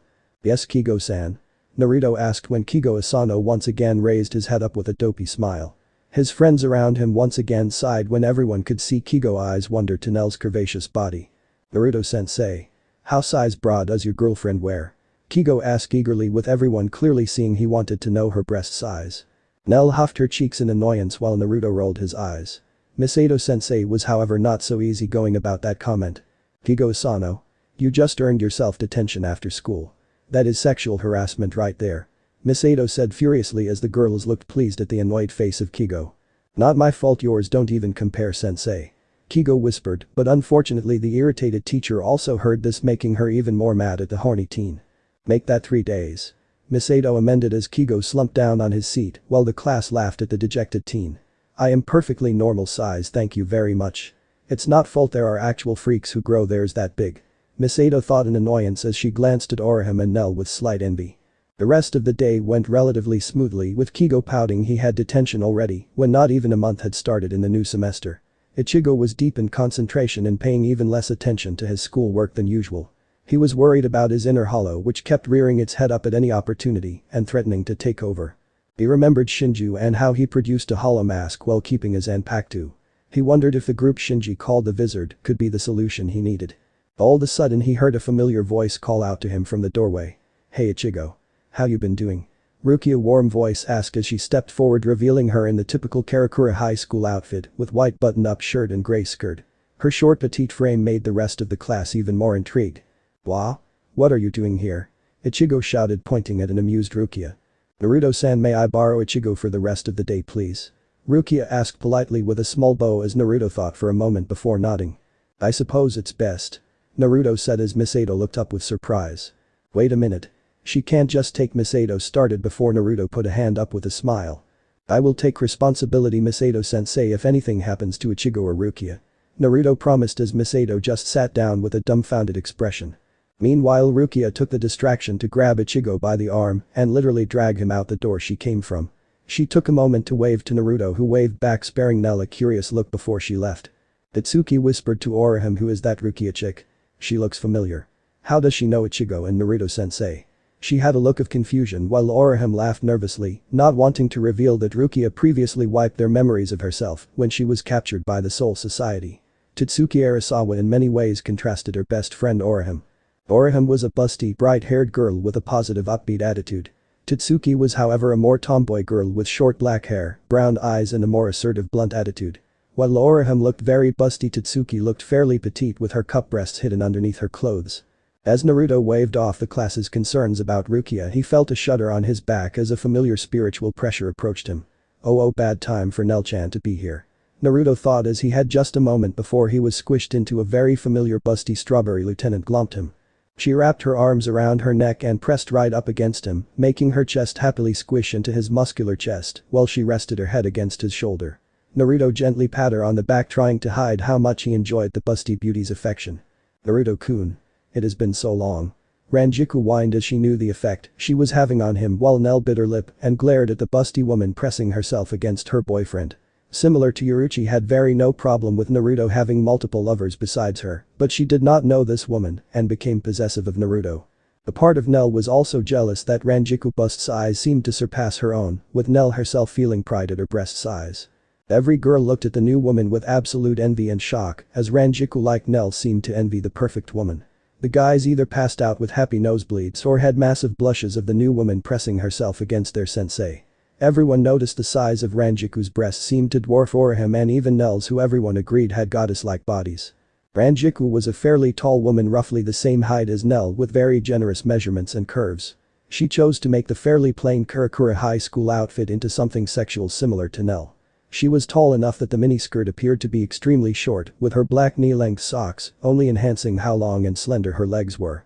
She did wear the standard white button-up shirt that appeared several sizes too small for her massive breasts. Naruto estimated with a close look she had to be at least a G-cup surpassing his lovers, and he was sure almost every woman that ever lived. Luckily for her shirt she left nearly half of them unbuttoned, revealing a massive valley for her cleavage to breathe. Naruto was sure if she actually tried to button up her shirt, her chest would pop the buttons due to their size. "Hey Rangiku-chan. It sure has."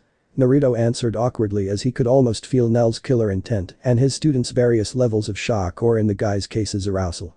He could not exactly blame his students as Rangiku could wink at normal men and make almost every guy pass out from joy alone. Rangiku held onto him for a few more seconds before letting go only to grab his arm into her chest, sliding into him contently. "You promised you would show me around, Naruto-kun." Rangiku pouted with a cute look in her eyes and biting her lips gently. This got an even bigger reaction from the class. Naruto could see several Soul Reapers outside the class peeking in with either blushes or annoyed expressions. He sent them a glare saying if you come in you will be skinned alive. Luckily, they got the hint as Rangiku alone would be hard enough to explain. Naruto could almost sense judgment from his female students after publicly declaring Nell was his girlfriend, only to have another busty babe snuggle into him. From the guys he sensed mostly jealousy. Misato's mouth was wide open as she gaped at the scene before coughing and asking Naruto-san, "Could you introduce us to your friend?"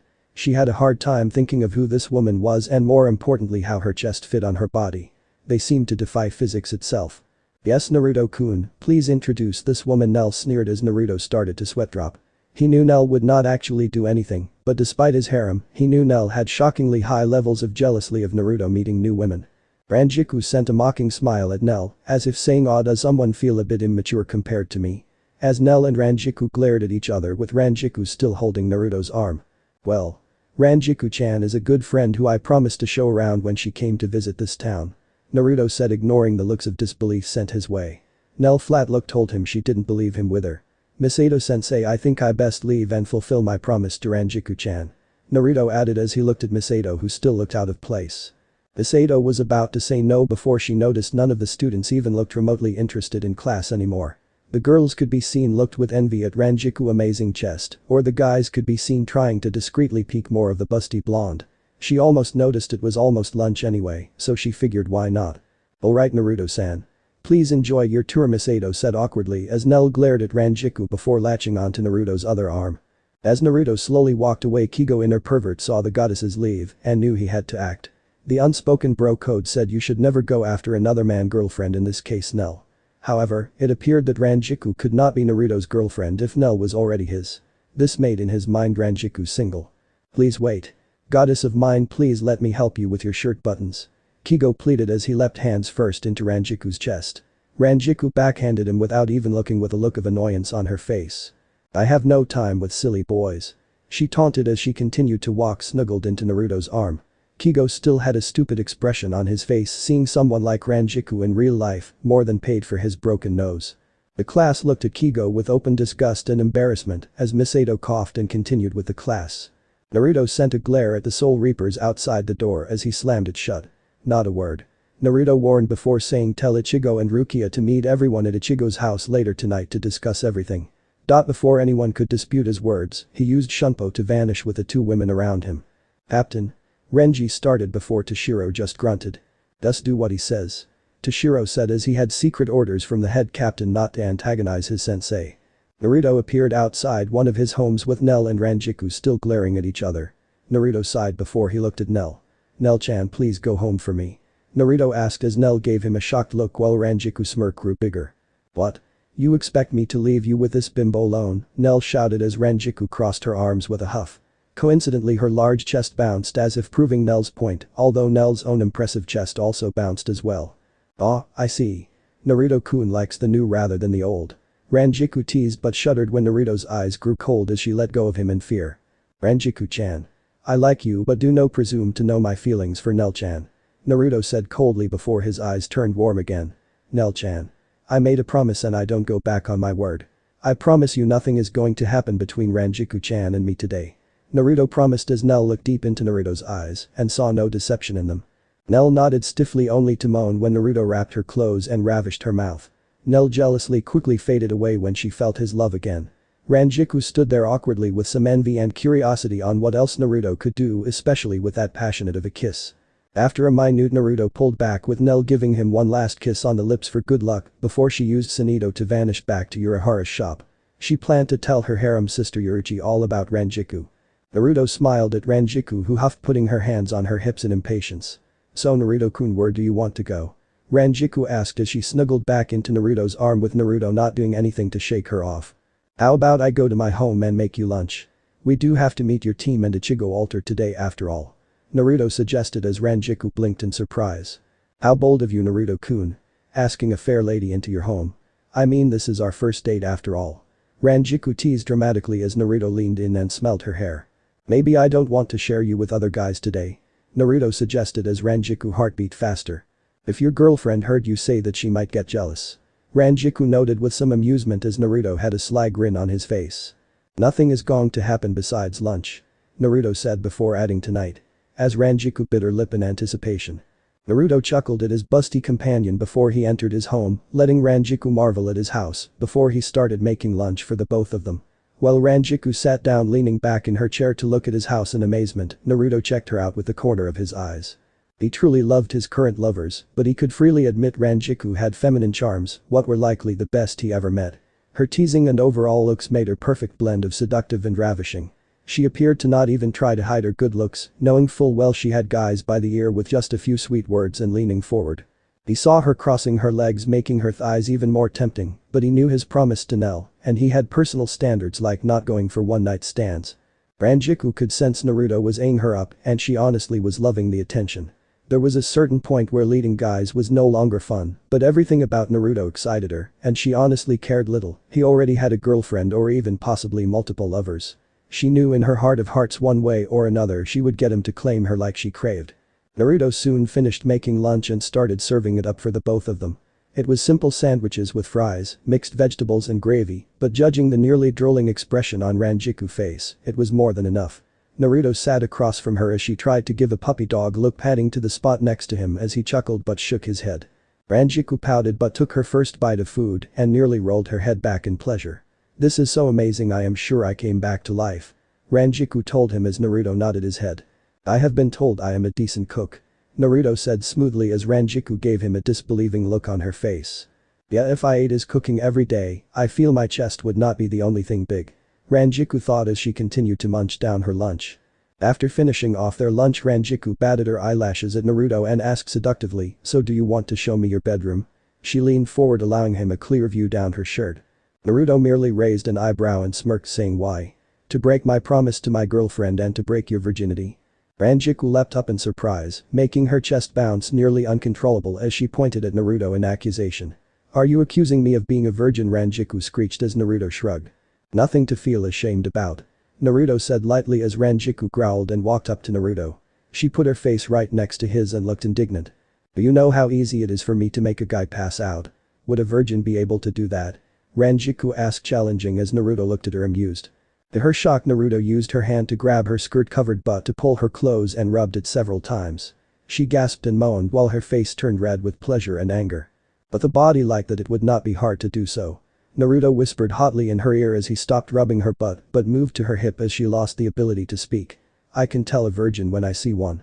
You might act like a slut or at least dress like a woman who isn't afraid to seduce, but I can tell you have yet to let a man take you or have you take a man into your bedroom," Naruto said as Rangiku was driven silent. He figured her biggest secret. "Don't worry, my dear Rangiku-chan. This makes you even hotter knowing you are pure and not experienced," Naruto admitted as Rangiku felt her hips start to grind against Naruto's before he pulled away. Her body felt frustrated and angry as she glared at him. "Remember, I have a promise to my girlfriend. Plus, I don't do one-night stands, so if we do end up in a bedroom, you better make sure I am what you want," Naruto told her as she bit her lip in frustration. "I guess you are right. I am acting a bit too fast. Most guys see me once and dream about me, but never have the courage to get to know me better. The rest are creeps who would brag about bagging me in the sack," Rangiku said with a sigh as Naruto gave her a warm hug to her shock. She felt herself return the hug, feeling a different kind of warmth flowing through her. "Just to let you know. This isn't a no for us being in a relationship, just not right now," Naruto told her softly as she nodded before he let go. "Now we have a few hours to spend before the meeting. How about a movie? Naruto suggested as Rangiku nodded eagerly. Naruto riffled through his impressive collection before selecting The Lion King, a personal favorite of his. He was the oldest being in existence, but he felt humans still made entertaining things like Disney movies. As soon as he popped in the DVD, he and Rangiku went to the couch in the living room and sat down. Rangiku instantly snuggled into him while Naruto relaxed. Ranjiku's eyes gleamed in excitement as the movie started.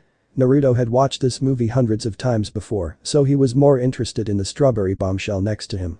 Besides her body, he quickly noticed she was not the ditzy, flirty blonde everyone seemed to think she was. Rangiku cried when Mufasa died, with him letting her snuggle into him closer. She seemed delighted by the Hakuna Matata song, her face got dreamy when Simba and Nala had their love song, and openly cheered when Simba was crowned the new king of Pride Rock. More than a pretty face with boobs that defy reality. Naruto noticed as Rangiku just smiled at him as they just enjoyed the rest of the time next to each other. Soon after Naruto and Ranjiku's alone time was over, Naruto used Shunpo, AN2, with a busty Redeed holding onto his arm to appear at Ichigo's window. By the time they arrived, the entire rescue squad along with Ichigo were in Ichigo's room. Judging by Toshiro's eye twitch, they were several minutes late. Why does nobody use the door like normal people? Ichigo shouted as everyone gave him dry annoyed looks for focusing on a minor issue. Pause. Explaining Rangiku-chan to your family would be rather time-consuming and annoying.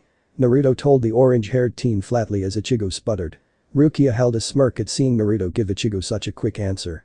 Rangiku smirked and winked, leaning forward to stress the point, making Ichigo get flustered. Meanwhile, Khan in his lion gig eye gaped with his mouth all the way to the floor, seeing Rangiku in the world's sexiest schoolgirl outfit costily sit on Ichigo's bed with her legs crossed.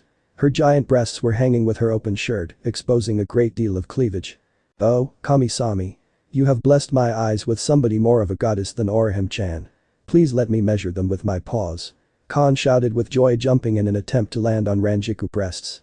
Before Rangiku could grab the perverted mod soul and shove him into a sock drawer, all of a sudden Khan stopped in midair. He had his arms behind his arms and attempted to talk, only for no words to come out. Everyone turned to Naruto, who had one hand out with two fingers out. What? Naruto asked coolly. He annoyed me. It's fine for somebody to look. I am sure Rangiku-chan chose that look so people would look, but to openly scream your desires is another thing. Naruto said with his arms crossed as Rukia gave Naruto a nod of respect. He then flicked his finger, making the silent and immobilized mod soul bound to Ichigo's night table, unable to speak or move. Rangiku squealed and grabbed Naruto with both her arms, letting his arm rest in her breasts, much to Ichigo's embarrassment, Toshiro's annoyance and Khan's jealousy. Naruto simply smiled and let the lieutenant have her fun, not that he minded. Toshiro coughed, getting the attention back to him, saying with annoyance, now that everyone is here, we can begin. Rukia began to explain the fundamental differences between hollows and rankers, using very chibi-like drawings. Ichigo pointed out that he found it harder to focus with those crappy pictures, only to get the notepad thrown at him. Ichigo, you should really be more thankful. I personally think that Rukia's pictures are rather lovely. Naruto chided lightly as Ichigo gave him an incredulous look. Rukia grinned at him. Thank you, Naruto-san. Naruto sent her a silly grin in return as the Soul Reapers gave him dull looks. Rukia was beaming in the inside. As much as she loved and respected her adopted older brother Byakuya, she had always hoped for an older brother more like her. Seeing Naruto's overall silly personality and his respect for common people made her greatly admire and want to know Naruto better. She could only assume this was what having a real older brother who didn't care about how people looked at you was like. So Ichigo, to make it very simple. Hollows exist in monstrous forms, while Soul Reapers keep a human form. Hollows have typically very few powers, but are vastly outnumber the number of Soul Reapers. Soul Reapers use logic and reasoning, while Hollows use instinct and sheer desires. Naruto lectured as Ichigo frowned, being treated like a child, but listened intently.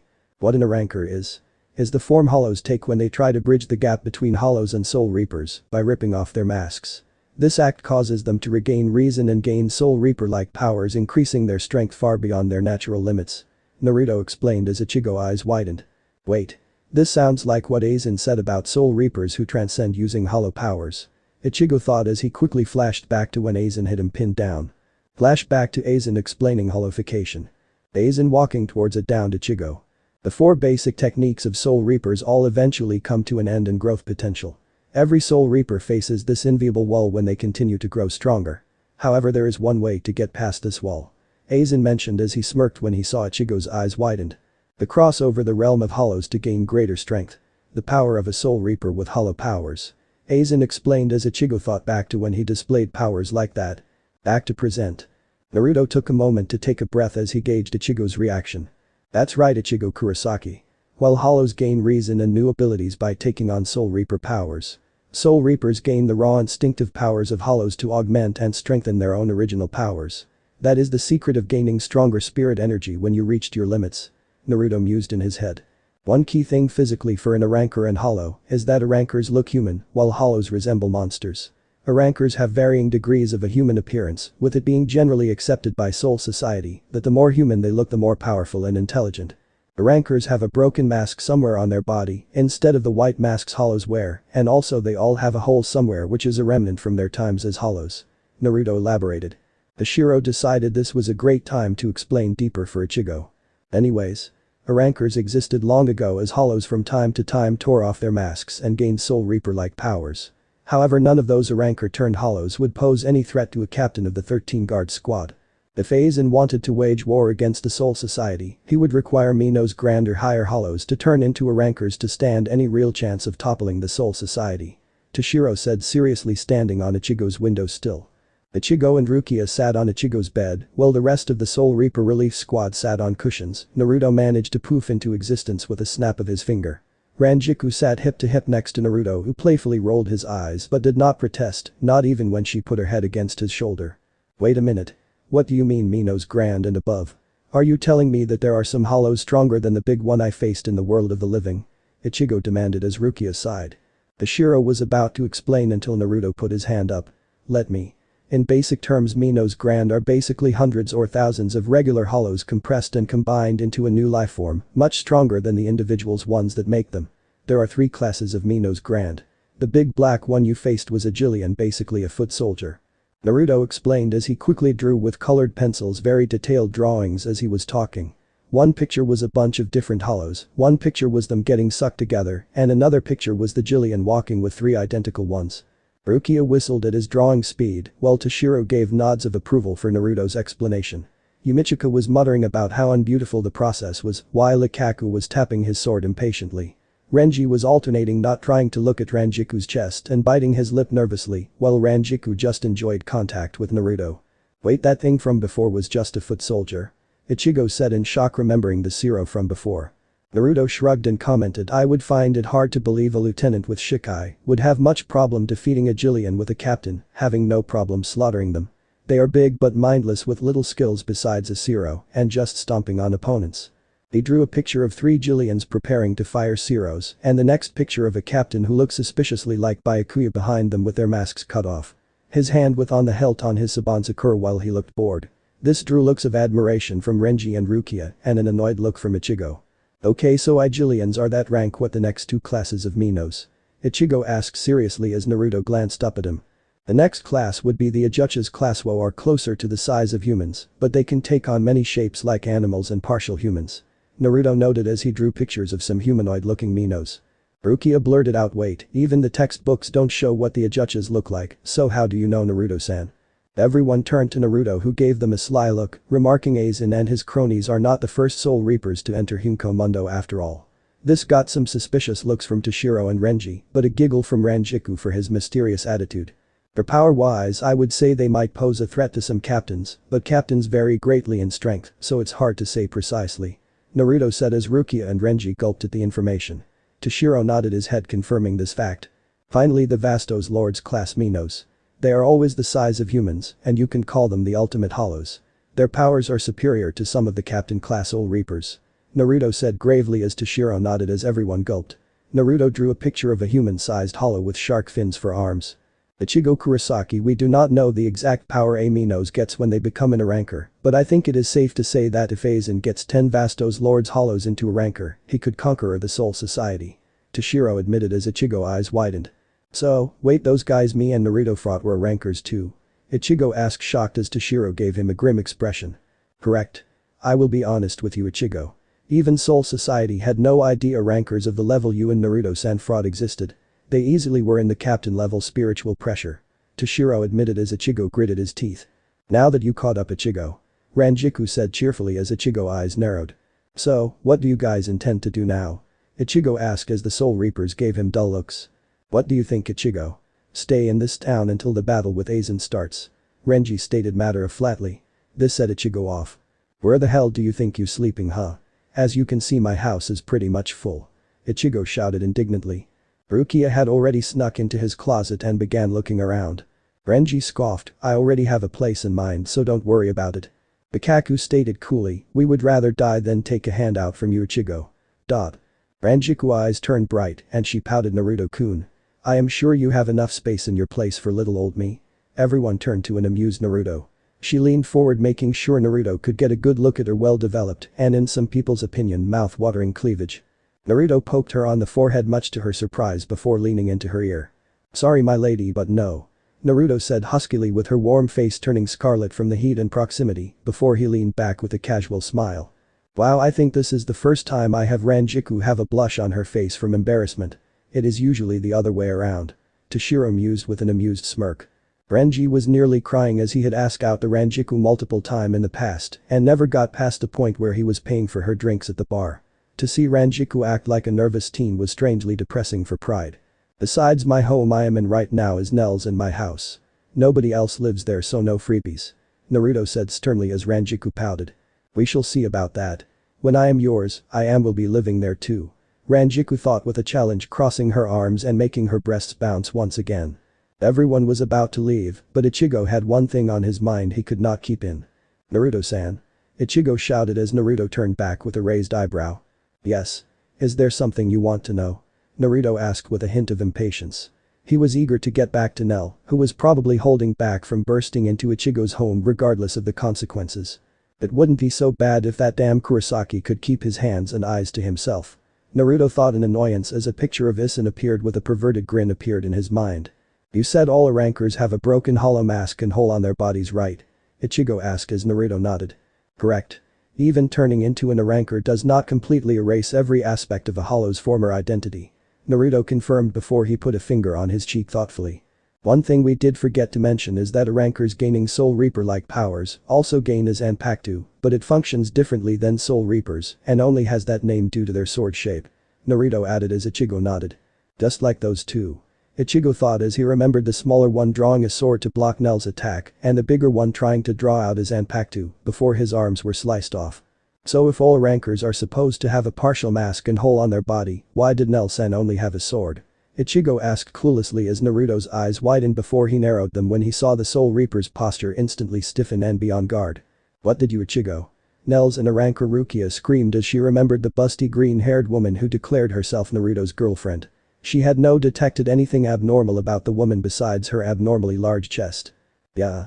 I mean, the rankers I fought seemed to think she was one, and she did use what I thought was a Zanpakuto to beat the big one and hold off the small one. Ichigo mused as instantly the room became tense. Everyone, we have a ranker inside Karakura town. We must tell the Soul Society and bring her in for questioning. Toshiro ordered, about to pick up his soul phone. Everyone had swallowed a soul candy, returning them back into their soul forms and access to their spirit energy. Besides an 80% restriction on lieutenants like Rangiku and Renji or captains like Toshiro. This was done to reduce the potential for massive collateral damage while in the world of the living. Before Toshiro could even press any buttons on his soul phone, he froze, unable to move a muscle except his eyes and mouth. His eyes darted and saw every other Soul Reaper plus Ichigo bound with the same shocked expression. He looked down and saw the cause of the paralysis. In the stomach of all the Soul Reapers was 6 beams of light piercing through them and immobilizing them. What is this? Ichigo shouted, visibly struggling to no avail. This is Bakad number 61. Rukia said in shock. Hashirama managed to turn his head enough to stare into the intimating blue eyes of Naruto Uzumaki, who lost his friendly smile and had a glare pointed at him. Soul Reapers. Let me make this clear. Naruto hissed in barely contained anger, making everyone shudder and wince. I will explain about Nell and let her give her story on my time. Nobody here shall harm or go near her till that time. Naruto said with a definitive voice. Amazing. To use a level 60 Bakuto smell without incantation or even saying a word to this effect. Rukia thought in wonderment. She even saw Toshiro unable to break the spell. Usually a smell is drastically weaker without the incantation and even weaker if you try to use it without speaking, but Naruto-san not only bound all 7 of us, he did it once. Even Nai-sama can only use this Kido on one target at a time. Rukia thought. Shit. To think I would be bound in a mid-level Bakuto spell like this. A captain. Even with only 20% of my powers I should be able to break a Kido of this level, especially if it not spoken. Toshiro thought in frustration. Naruto-kun, we promised to let you explain yourself and not lay a hand on Nell.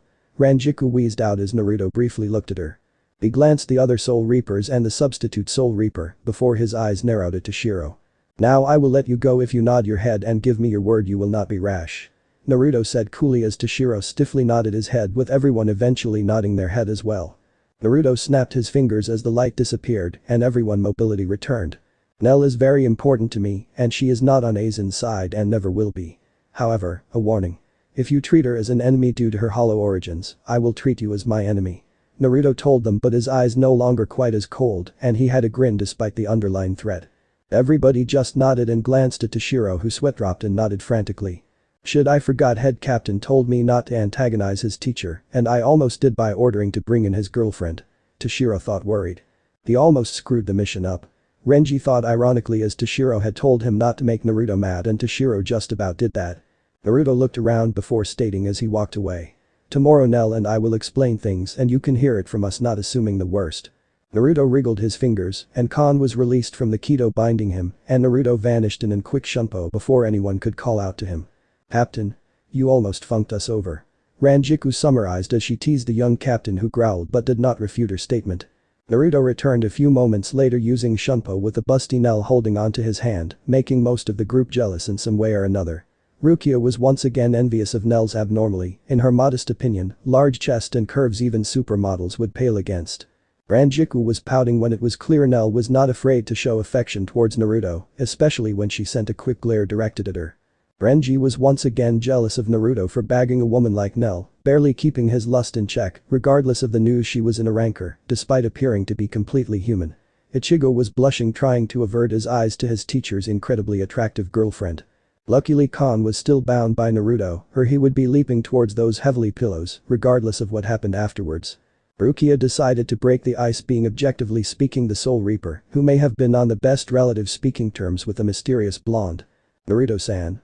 Why are you back and why is Nell-san with you? Rukia asked politely as Nell gave her a friendly wave which she awkwardly returned. Naruto gave her a shrug before whispering into Nell's ear, making her give him a questioning look. Are you sure? You said you would not do that. Nell pointed out as Naruto looked away for a moment. He deserves to know even if it won't change anything. Naruto said firmly as the gathered Soul Reapers were utterly confused. What are they talking about? Ichigo whispered to Rukia, who gave him an annoyed look. How should I know? I met him the same time you did, Baka. Rukia replied as Ichigo waved his heads in surrender. All of a sudden Naruto opened Ichigo's room window and looked through it. Yoruichi. Kisuke. Come here. Naruto shouted to the wind before he stepped back into the room calmly. What? Ichigo summarized the feeling of the group as they looked wide-eyed at Naruto, while Nell gave a cute giggle. Naruto-kun is so silly sometimes. He could literally summon them here, but he is having them race. Nell noted as Naruto crossed his arms childishly. You make me sound so devious, Nell-chan. Naruto countered, although the smirk did not help his innocent imagine. Ichigo sweat-dropped at how carefree his teacher was, and he could tell Ikaku and Toshiro secretly shared his sentiments. There was suddenly a slight whoosh associated with usage of shunpo as two figures rushed into Ichigo's room as if from the air itself. Yoruichi appeared in all her beautiful glory with a proud smirk on her face as she put her hands on her hips. Kisuke appeared the next moment with a pout, especially when Yoruichi sent him a teasing smirk. Beat you? Yoruichi sang happily as Kisuke squatted down with a cloud somehow appearing above his head. You just beat me when we started at the same time. Kisuke pointed out as Yoruichi rolled her eyes. Semantics. You are just jealous, I was always the better student at shunpo. Yoruichi claimed as Kisuke glared at her briefly before sighing. So fast. These guys are in a league of their own. Rukia noted in awe of the duo's speed. So, this is Yoruichi's legendary speed. She deserves Flash Goddess as she is far faster than Captain Kichiki and Soifun. Captain Hitsuja thought critically. And Kisuke Urahara is nearly as fast as her, despite not having a legendary title like Yoruichi Shiun. Toshiro thought with some fear, knowing his own shunpo paled in comparison to these two masters. Well, I am better at Kido and Zanjutsu. Kisuke pouted back as Yoruichi now looked annoyed before Naruto clapped his hands, getting them both to look at him. That's enough. It's not a competition. You are both my students and I'm proud of you both. Naruto said simply as even Ichigo could sense the sense of pride coming from the former captains at Naruto's simple words. After a minute Yoruichi decided to ask, so Naruto, why are we here? Naruto looked grim for a moment before saying, so the four of us can go to the Soul Society together. Nell widened her eyes before nodding, grabbing Naruto's hand again, while Kisuke and Yoruichi exchanged worried looks before nodding. Naruto was about to press his hand in the air before Renji decided to give his 2 cents. Wait a minute. You guys can't just go into the Soul Society whenever you want. Renji shouted, no tea, saying the warning signs from Rukia behind him. Ichigo gulped when he saw Yoruichi and Kisuke have a dark aura, but oddly enough Naruto seemed calm as can be, if not appearing a bit amused. And why, may I ask, can we not go to Soul Society? We can open a portal there directly. Naruto pointed out with a smirk as Renji frowned. Hashirama sighed but stood up as well. I am afraid I must agree with Renji. Yoruichi and Kisuke are former captains, and even with the business of Aizen, their banishment has not officially been rescinded yet. Toshiro said sternly as the two former captains glared at the younger and shorter captain. Listen here, you brat. You think you are hot stuff, but any of us could kick all your puny asses into the ground. Yoruichi stated, pointing to herself, Naruto, Kisuke and Nell before sending a glare making Toshiro wince. Naruto just sighed, crossing his arms as Nell let go, putting on her hands near her hip as her eyes narrowed. Just what I need. It was so much easier when I snuck into the Soul Society, but now that I revealed myself, the Gate 13 is likely tracking me for the most part. Naruto remarked in his head. He had often snuck into the Soul Society and Sarate when he was bored or wanted to train his students. He never let anyone, including the captain, sense him though. Ichigo started to sweat, almost as if he could sense a fight brewing between the assigned Soul Reapers and Naruto mix-matched group inside his bedroom. Rukia was also starting to feel like a fight was going to brew, and she was getting worried. The Rankers and Aizen could invade at any time, and Renji and Hitsugaya Taicho are antagonizing our arguably most important allies. Rukia thought frantically. The Kaku had his hand on his Zanpakuto while he grinned manically, hoping for a full-on fight. Fine. Everyone here can come with us to Soul Society. Naruto declared, much to the surprise of everyone there. Are you sure? I thought you wanted to talk to him privately, and with the group here he will have no choice but to call a full captain meeting. Yoruichi whispered in worry as Naruto shrugged. Rukia bit her lip and looked around before Naruto patted her on the head with a warm grin, much to her surprise. Rukia. Feel free to speak your mind. If you want to say something to me, just say it. Naruto said in an encouraged tone as Rukia blinked before nodding. Naruto-san, we were ordered to stay in Karakura town in case Aizen or his army attempts to attack. If we all leave, we will be leaving the town defenseless. Rukia pointed out as Naruto smirked. Believe me, I actually like the town quite a bit, so I am not going to let it be destroyed anytime soon. Naruto assured her warmly before he shrugged his shoulders. My portal ability is instantaneous, so even if there was an issue, I can teleport us back lickety-split. Naruto added as Rukia slowly nodded. The tension soon disappeared as the group nodded to each other. Very well. I think the head captain will understand if it's you. Toshiro said, hesitantly, realizing there was actually nothing he could do to stop Naruto if he wanted to go. At most he would piss off Naruto, and a war could start before Aizen even had a fully developed army ready. The group soon lined up as Naruto with Nell in the front and Kisuke and Yoruichi behind him looked back. Okay, so everyone is accounted for. You ready, everyone?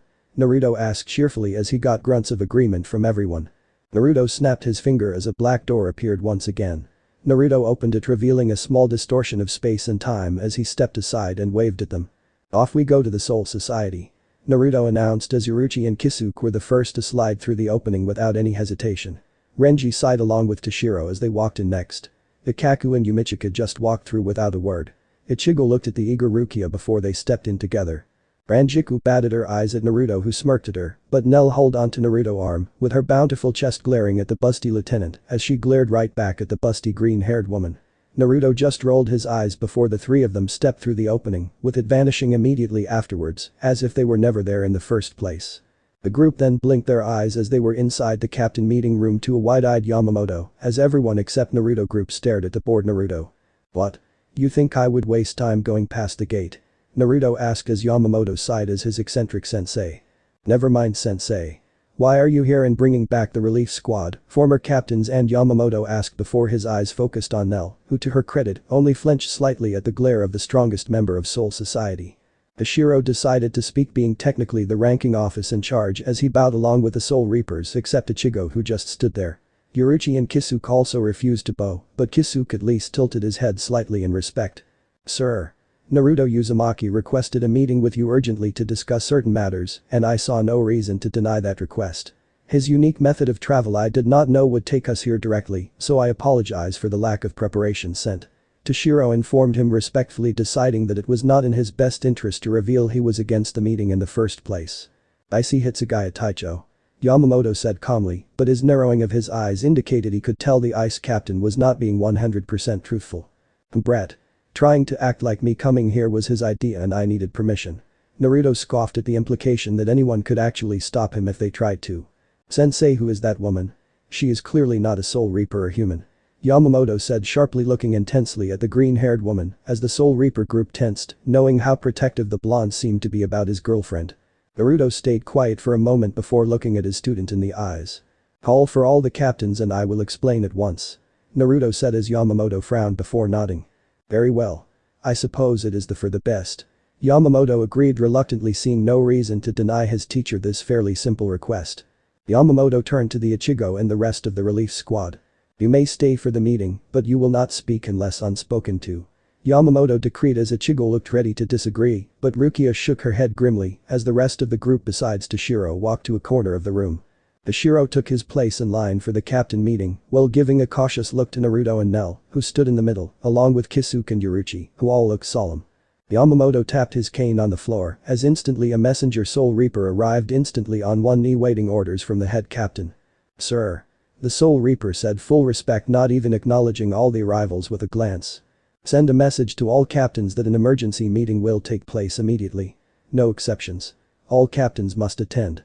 Yamamoto declared as the Soul Reaper bowed his head once. Right away, head captain. Sir. The Soul Reaper replied before vanishing with a burst of shunpo. Several minutes later various captains came in and soon arrived in their spots in the captain room. Denpachi grinned at Ichigo, who starting sweating, having not forgotten the former promise to cut him up the next time they fought. I was thinking this meeting was going to be a pain in the ass, but you Ichigo here. And even that weird blonde with that killer power of his. Kenpachi said happily. Who is that guy talking about, weird blonde? At least I don't wear bells in my hair. Naruto whispered. He could sense that the tall captain was indeed strong, especially factoring in that he could sense his eye patch suppressing most of his spirit energy. However, his Zanpakuto is a different story. Naruto thought, glancing out the corner of his eye the long blade hanging from Kenpachi hip. Zaraki. Be respectful. Head Captain Yamamoto called this meeting for a reason. Not to have you pick fights with our allies. 7th Captain Sajin Kamamura chided lightly as Kenpachi grunted. Dogface at least has good manners, and I can sense almost godlike respect for little Yama. Maybe he feels he owes his life to Yama. Naruto thought. Yoruichi-sama. Soifin said loudly before coughing when she realized she was in a public space. Soifin. I hope you have been well. Yoruichi said calmly, briefly turning around to give the petite captain a smile. Of course, my lady. Soifin beamed almost as if she believed her former sensei was here just to see her. However, she soon realized that two of her least favorite people were there as their head captain. What are they doing here? Soifin said with a slight hiss. It did not take a genius to see she was referring to a smirking Naruto and Kisuke, who looked away from the annoyed captain. Byakuya frowned at the smaller captain impudence. He still considered he owed a debt to Ichigo Kurosaki and Naruto Uzumaki for being responsible for saving his believed sister when he was honor-bound not to help. Soifin Taicho. Mind your tone. Do not forget your actions on Sakyoko Hill disgraced us all. Byakuya said coolly as Soifin bowed her head in shame. Ichigo and Rukia exchanged looks of wonderment at the usually stoic captain was defending them, while Naruto had a soft smile on his face for a moment. I guess he hasn't forgotten the value of family, huh? Naruto mused. Man, we are lively today, huh? Plus, Yamajiji-sensei is here too. Shunsui pointed out cheerfully as Naruto smirked, already liking his student casual attitude. Yes. Plus, one other person we do not know. Jashira Yukitake pointed out as everyone chatted, soon stopped when everyone turned to the tall busty green-haired woman next to Naruto Uzumaki. Yes, let us get this meeting on the way. Yamamoto declared, tapping his cane on the floor twice. Sensei. You will tell us who this woman beside you is? Yamamoto demanded as Naruto ignored all the stares from various captains as he took a deep breath. She is Neliel Tua Delschwink, a former Espada. Naruto explained as the captains gave him a look on confusion. Mind explaining what an Espada is? Mayuri demanded, practically seething when he saw his predecessor in the same room as him. Kisuke for his part just gave Mayuri a polite wave, even when he got glared at. Naruto frowned, but Nel decided to answer for him. Espada is given as a title to Aizen top strongest rankers. I guess in a way they are his captains. Nel revealed. This piece of information predictably got most of the captains in an uproar, demanding they kill Nel for the threat she could be or declaring her a spy for Aizen. Only for every captain besides Yamamoto himself to fall to their knees gasping when Naruto glared and raised his spiritual pressure to such heights the air itself seemed to boil. "You touch her I destroy you all," Naruto warned as he placed his hand on his Zanpakuto as everyone struggled to even stand. "Impossible. He is just as strong as Jiji when he gets serious and he hasn't released his Shikai yet." Shunsui thought with terror as he glanced at Naruto, but his eyes widened when he noticed that the Arankor Nell was also seemingly not affected, nor Ichigo or Rukia. Is his powers not affecting them because he chooses for them not be a target? Shunsui thought urgently, as he also saw Kisuke and Yoruichi still standing, but with frowns on their faces. He was quick to notice that Captain Kichiki and Captain Anohana were also on their feet with surprised expressions. "Sensei. Please stop," Yamamoto asked but placed his on his own Zanpakuto in warning. Naruto stared into his student's eyes in a stare-off as nobody could even make a breath from the pressure. Naruto's eyes were red, full of anger and coldness, both unlike the cheerful blue they normally were. Naruto's expression was cool as he kept a grip on his Zanpakuto. In an instant that nobody besides Yamamoto himself could see, Naruto was surrounded. Kisuke had drawn his Zanpakuto and had it edge pressed against Naruto's neck with Nellone's Zanpakuto on the other side of his neck, almost like a scissor-like effect. Meanwhile Yoruichi was in front of Naruto with her hand on his wrist, preventing him from drawing his sword out. Everyone's eyes were wide, although Yamamoto's eyes were rather sad, while Naruto's cold eyes did not soften as he turned his head down. "What exactly do you think you are doing?" Naruto asked calmly, but his eyes narrowed with slightest annoyance. Kisuke sighed and looked at his sensei with sadness. "What we promised we would do. Stop you if you ever went too far," Kisuke answered. "If you go down this path you can't come back from it," Yoruichi pleaded as Naruto clenched his hand and grit his teeth. "Maybe I should go too far. The Soul Society is full of contradictions. It's not a paradise people can rest after their life is over. Just a prison so souls can be used in the name of justice." Naruto snapped angrily as most captains glared at Naruto, although Shunsui and Yukitiak did notice their teacher look down with barely hidden shame. What is the point of continuing a system that would rather sweep everything underneath the carpet than solve the problem? Naruto shouted as burst of spiritual pressure made everyone flinch as it came in random bursts with his words. Nell moved so she could look at Naruto in the eyes while still holding her blade to his neck. "You are better than this. I know you are a good man in your heart," Nell pleaded with him as Naruto's eyes flickered from red and blue before becoming red as he looked at one of his current lovers. "Maybe I am not," Naruto said quietly as he bit his lip. To the shock of everyone, Nell released her blade and walked in front of Naruto with her arms spread as she put her sword back its sheath. "Nell. What are you doing?" Ichigo shouted as Nell continued to look sad but resolute. "If you cannot let go of your hatred then kill me. I would rather die knowing you are good than watch you turn evil," Nell declared as Naruto's eyes, which were still red, widened. "I could never," Naruto said as he tried to go forward, but Kisuke and Yoruichi held him in place. Nell looked deep into Naruto's eyes with hers full of compassion, even as his red eyes were everything she could not accept about Naruto. "I know I can never be her no matter how long I live," Nell said sadly as Naruto lowered his head. "Her?" everyone else thought as Kisuke and Yoruichi looked down as well. "Please. Don't say it," Naruto asked, but Nell shook her head. "I can never know Hinata and take that spot in your heart," Nell admitted as Naruto started to pant desperately. "It's not about you," Naruto tried to assure her, but she gave him a sweet sad smile. "But there is one big thing different about us," Nell said as she started to walk closer until she put her hands over his arms. "I am here right now with you. I am not a distant memory of a person you loved," Nell told him gently as she watched Naruto's expression gasp as his eyes flickered. After what appeared to be an eternity, his eyes returned to their natural blue as he slumped onto his knees as his students released him. Nell scooped him into a tight hug as he buried his face into her shoulder and held her close. "I'm sorry. I am so sorry," Naruto whispered as he looked rather broken. "It's okay. You can fall and we will always be there to catch you," Nell assured him as behind Naruto Kisuke and Yoruichi nodded eagerly. The pressure disappeared as everyone tried to catch their breath. Ichigo turned to Rukia and whispered, "I don't think we felt what everyone else felt, but you felt it too, right?" Rukia looked down at Naruto before looking back at Ichigo. "Yeah, it was like looking at death itself. My body refused to move almost as if I was in the presence of a god itself. Aizen has nothing on him," Rukia whispered. Everyone slowly got back onto their knees. Itachi was the one to say what was on everyone's mind. "What the hell just happened?" he shouted as Naruto got off his knees and had a sheepish smile. Well, let's just say I some anger issues that pop up when you threaten my loved ones," Naruto tried to explain. "Anger issues? You just about declared war on else," Soifin shouted before she gasped as Yoruichi appeared in front of her with a fist in front of her face.